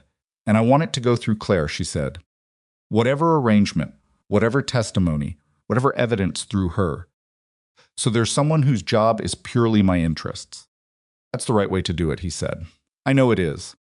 He looked at her for a moment. There was something in his face that wasn't the managed attention of the past 24 hours. Something quieter, less tactical. She noticed it the way you notice a change in the light. "What happens now?" he said. "For you?" Elena looked out at the street below the courthouse steps. A taxi going north. A woman in a red coat walking with purpose, head down against the wind. The city, ordinary and indifferent and entirely unconcerned with what had just happened inside that building. I need an apartment, she said. Sophia needs a pediatric follow-up. She's been missing her 6-week checkup schedule. I need to find out if I can go back to nursing, part-time, once she's a bit older, because I am not going to spend the next year entirely dependent on legal proceedings for financial stability. She paused. I need to eat something that isn't a granola bar from Petra's coat pocket. Lucian made a sound that wasn't quite a laugh, but was in the same territory. I can help with the apartment, he said carefully. Without any strings. There's a building in Lincoln Square, nothing to do with me. Just a decent building, with reasonable rent, and a landlord who isn't connected to anything. Elena thought about it. Thought about the automatic reflex to say no, to insist on complete independence, to refuse anything that came from anyone she hadn't known for more than 48 hours. She thought about what that reflex cost her, and where it came from 8 years of being told that needing anything was weakness. Send me the address, she said. He nodded. They stood there for another moment in the thin winter light. Not comfortable exactly, but not uncomfortable either. Two people who had been through something large together and were now standing on the other side of it, figuring out what was left. I'm going to go get my daughter fed, Elena said. Okay, he said. She looked at him once more, tried to find the right thing to say and didn't, because the right thing didn't fit into a sentence. She nodded instead. He nodded back, and she turned and went down the courthouse steps. 3 weeks later, Elena Moretti sat in a one-bedroom apartment in Lincoln Square with Sophia asleep in the kitchen she'd bought secondhand from a woman on the north side, not the crib from the penthouse, not anything from before, but a different crib. A new crib, a crib that nobody had stripped from an empty nursery in the middle of the night because nobody was coming in the middle of the night anymore. The apartment was small. The radiator knocked. The window in the bedroom faced a brick wall, and the kitchen was narrow enough that she had to turn sideways to get past the refrigerator. It was nothing like the penthouse on the 34th floor, with the floor-to-ceiling windows, and the Basquiat reproduction, and the view of the city she'd never really owned. It was hers. Her name on the lease. Her security deposit from the protective order Claire had filed that unlocked a portion of the marital assets pending the full hearing. Her key on the hook by the door and the dish she'd bought at a kitchen store on Lawrence Avenue the day she moved in. She was sitting at the small kitchen table with a cup of coffee she'd made herself, going through the paperwork for her nursing re-licensure. She'd let it lapse. Somewhere in the middle of the marriage, another thing that had just quietly stopped being hers when her phone rang. Claire Sutton. The DA filed charges this morning, Claire said. Conspiracy to commit fraud. Tampering with medical records. They're also moving forward with the criminal complaint connected to the talk screen, though that one will take longer to build. A pause. The record alteration charges are solid. Vincent Price has already entered into a cooperation agreement. Elena absorbed this. Vincent Price. The man who had drafted the trust amendment, the custody framework, the documents that had been designed to take her daughter. The man who had stood in a warehouse at 8 a.m. trying to get a talk screen out of Nico Rayner's hands. Cooperating. What does that mean for the custody hearing, Elena said. It means Dante's parental fitness argument gets harder to make, Claire said when his own attorney is testifying against him. Another pause. Elena, I want to be measured about this. He still has resources. He still has other attorneys. This is not over. But the ground has shifted. I know, Elena said. The 90-day hearing stands. We keep building. Okay. Are you all right? Elena looked around the small kitchen. The radiator knocked twice. From the bedroom came the sound of Sophia's breathing, the quick, steady rhythm of it, the sound she'd learned to hear through walls. Yes, she said. She meant it. After she hung up, she sat with the coffee for a while. She wasn't doing anything in particular, not planning, not running through scenarios, not building the next move. Just sitting in the kitchen of the apartment that was hers, with the sound of her daughter breathing in the next room, with the winter light coming through the window above the sink. She thought about the night she'd stood in the empty nursery. Not hers, Dante's penthouse, the nursery she'd arranged, and that he'd planned to strip back from her. She thought about the outline on the carpet where the crib had been, and the 3 words she'd left in his closet in her own handwriting. You chose her. She'd written those 3 words as a goodbye. She'd meant them as a statement of the situation, You made your choice, and this is its consequence. Now, 3 weeks later, sitting in her own kitchen, she understood them differently. He had chosen, and in choosing, he had made it possible for her to choose too. To stop waiting for the moment when things would be different, when he would be different, when she would have accumulated enough safety to risk being herself again. He had chosen, and she had finally entirely with Sophia against her chest, and $1,100 in cash, and a phone about to ring 22 times chosen too. She finished her coffee, she rinsed the mug, she went into the bedroom and looked at Sophia in the crib, arms up, fists loosely curled, lashes against her cheeks, breathing her fast particular breath. 6 weeks old, 7 weeks now, gaining weight at the rate the cardiologist called good, which was a better word than acceptable, a word Elena intended to hold on to. She stood there for a long time, just watching her sleep. There were things still ahead, the hearing in 60-some days, the criminal proceedings, the question of what Lucian's civil case would ask of her, and what she would decide about that. The question of going back to nursing and what that looked like around a baby and a legal calendar. The question of Nico, who had given the statement and retreated into a silence she'd decided to respect for now, a silence that was probably its own kind of trying to figure out who he was after all of this. There were things still ahead, and she was not naive about any of them. But right now, in this bedroom, with the radiator knocking and the winter light thin through the window, and Sophia dreaming newborn's dream, the uncomplicated dreams of someone who doesn't yet know that the world is. Complicated right now, there was nothing to do but be here. Elena sat on the edge of the bed. She reached into the crib and put one hand lightly on Sophia's chest, feeling the rise and fall of it, the specific warmth. Sophia's eyes opened, briefly the gray eyes, lakewater eyes, Elena's eyes unfocused and wide, and taking in the ceiling with that particular seriousness. "Hi," Elena said quietly. Sophia's mouth moved, not words. Just the beginning of the project of becoming someone who would have words, who would have opinions, and a voice, and a life that nobody had designed for her. Elena smiled. It came up from somewhere genuine, somewhere that had been quiet for a long time but was still there. Had always been there underneath. "I've got you," she said. Sophia's eyes closed again. Elena stayed where she was, hand on her daughter's chest, until the light in the room shifted and the morning moved forward and the city outside kept doing what the city does, indifferent and alive, and going on regardless, the way it always had and always would. She was not running. She was not hiding. She was not waiting for permission or protection or for the architecture of someone else's plan to tell her where she fit.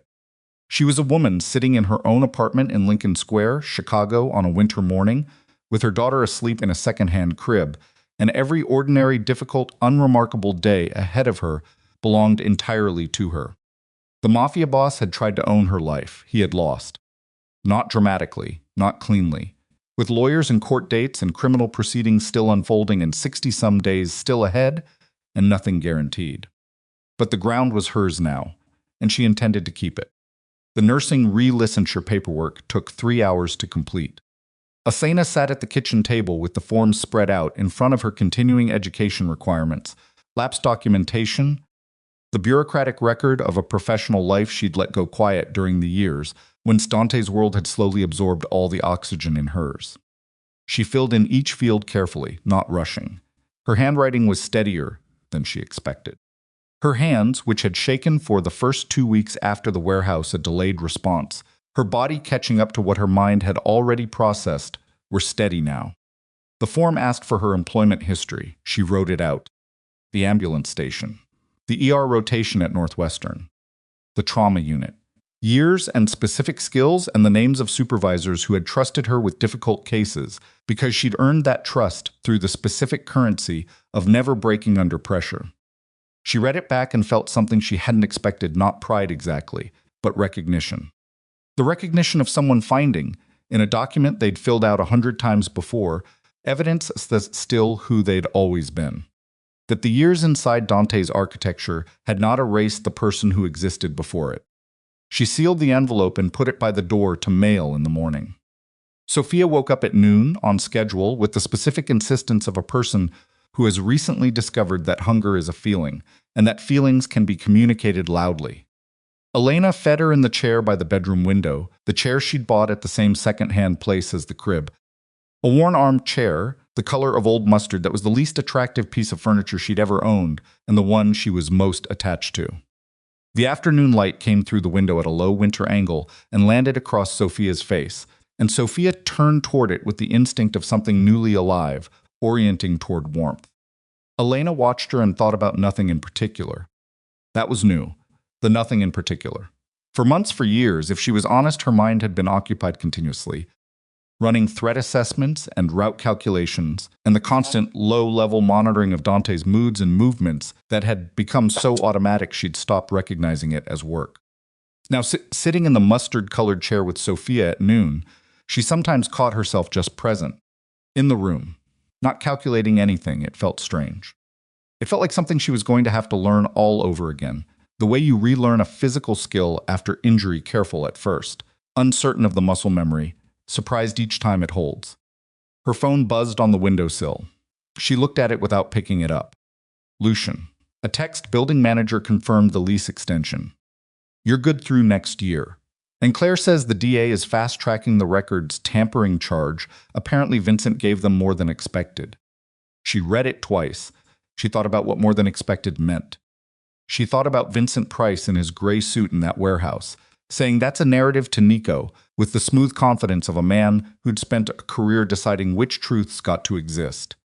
She thought about what a man like Vincent might offer when he decided to cooperate, how deep that knowledge might go. How many years of Dante's operations lived in the careful legal mind of his most trusted attorney? She would not feel sorry for Dante Moretti. She had made that decision clearly and she intended to keep it. But she noticed, sitting there, that she didn't feel the particular satisfaction she'd expected to feel either. The thing she felt was quieter than satisfaction, more like the specific relief of a person who has been carrying something heavy for a very long time, and has finally been able to set it down, not triumphant, not vindicated, just lighter. Just the absence of the weight. She texted back, "Thank you." "Tell Claire I'll call her tomorrow morning." She put the phone down. Sophia had fallen asleep again, the way newborns do completely, without transition, one moment eating and the next simply gone into sleep. Elena held her for a while longer before putting her back in the crib. She stood over the crib and looked at her daughter and thought about the word good. The cardiologist's word, the word that was better than acceptable. Sophia was good. Elena was going to make sure she stayed that way. She went back to the kitchen and looked at the relicensure envelope by the door. Then she looked at the small stack of mail she hadn't opened yet, nothing urgent, just the ordinary accumulation of a person re-entering the administrative existence of her own life. She opened it one envelope at a time, a utility confirmation. A letter from Claire's office with case documentation. And at the bottom, a plain envelope with a P.O. box return address that she recognized because she'd set it up herself under her mother's maiden name 10 weeks ago. She'd forgotten about the forwarding. She'd set it up to forward to whatever address she landed at, and she'd forgotten, and here it was. She opened it. Inside was the envelope she'd mailed to herself. The hard copies of the trust amendment. The custody framework. The documents she'd printed at the FedEx store on a Tuesday afternoon while Dante was in a meeting, and the nanny was with Sophia, and Elena was, outwardly, just a woman running an errand. She unfolded them and looked at them. She didn't need them anymore. Claire had everything. The court had everything. The DA had everything. These copies were redundant. They had served their purpose the moment she'd decided to seal them and walk out of that store and begin, finally, the work of leaving. She folded them back up. She kept them, not because she needed them, but because she had carried them through the hardest weeks of her life, and they were, in their way, evidence of the moment she'd stopped being passive inside her own story. The moment she'd seen the plan laid out on her laptop's screen at midnight and chosen to act rather than absorb. She put them in the small box of important documents she was building: Sophia's birth certificate, her own nursing records, the lease, the protective order. The paper record of a life being reconstructed from its foundations. She made another cup of coffee. She drank it standing at the kitchen window, looking at the brick wall outside, which was not a view by any definition, but which was hers to look at, in her own kitchen, on her own schedule, without accounting for it to anyone. Outside in the hallway, she heard her neighbor's door open and close the elderly man across the hall who nodded at her in the mornings, and whose name she didn't know yet but would learn, because she was going to know her neighbors now. She was going to have neighbors. She was going to live in a building like a person who belonged to a world rather than a person who had been slowly removed from one. She was going to do a lot of things, starting with mailing that envelope in the morning, starting with calling Claire, starting with the next ordinary day of a life that was hers to build. However, she decided to build it imperfectly and freely and without permission from anyone. The coffee was good. The radiator knocked. Sophia breathed in the next room, steady and fast and entirely alive. Elena stood at the window and let the afternoon happen around her, and for the first time in longer than she could accurately remember, that was enough.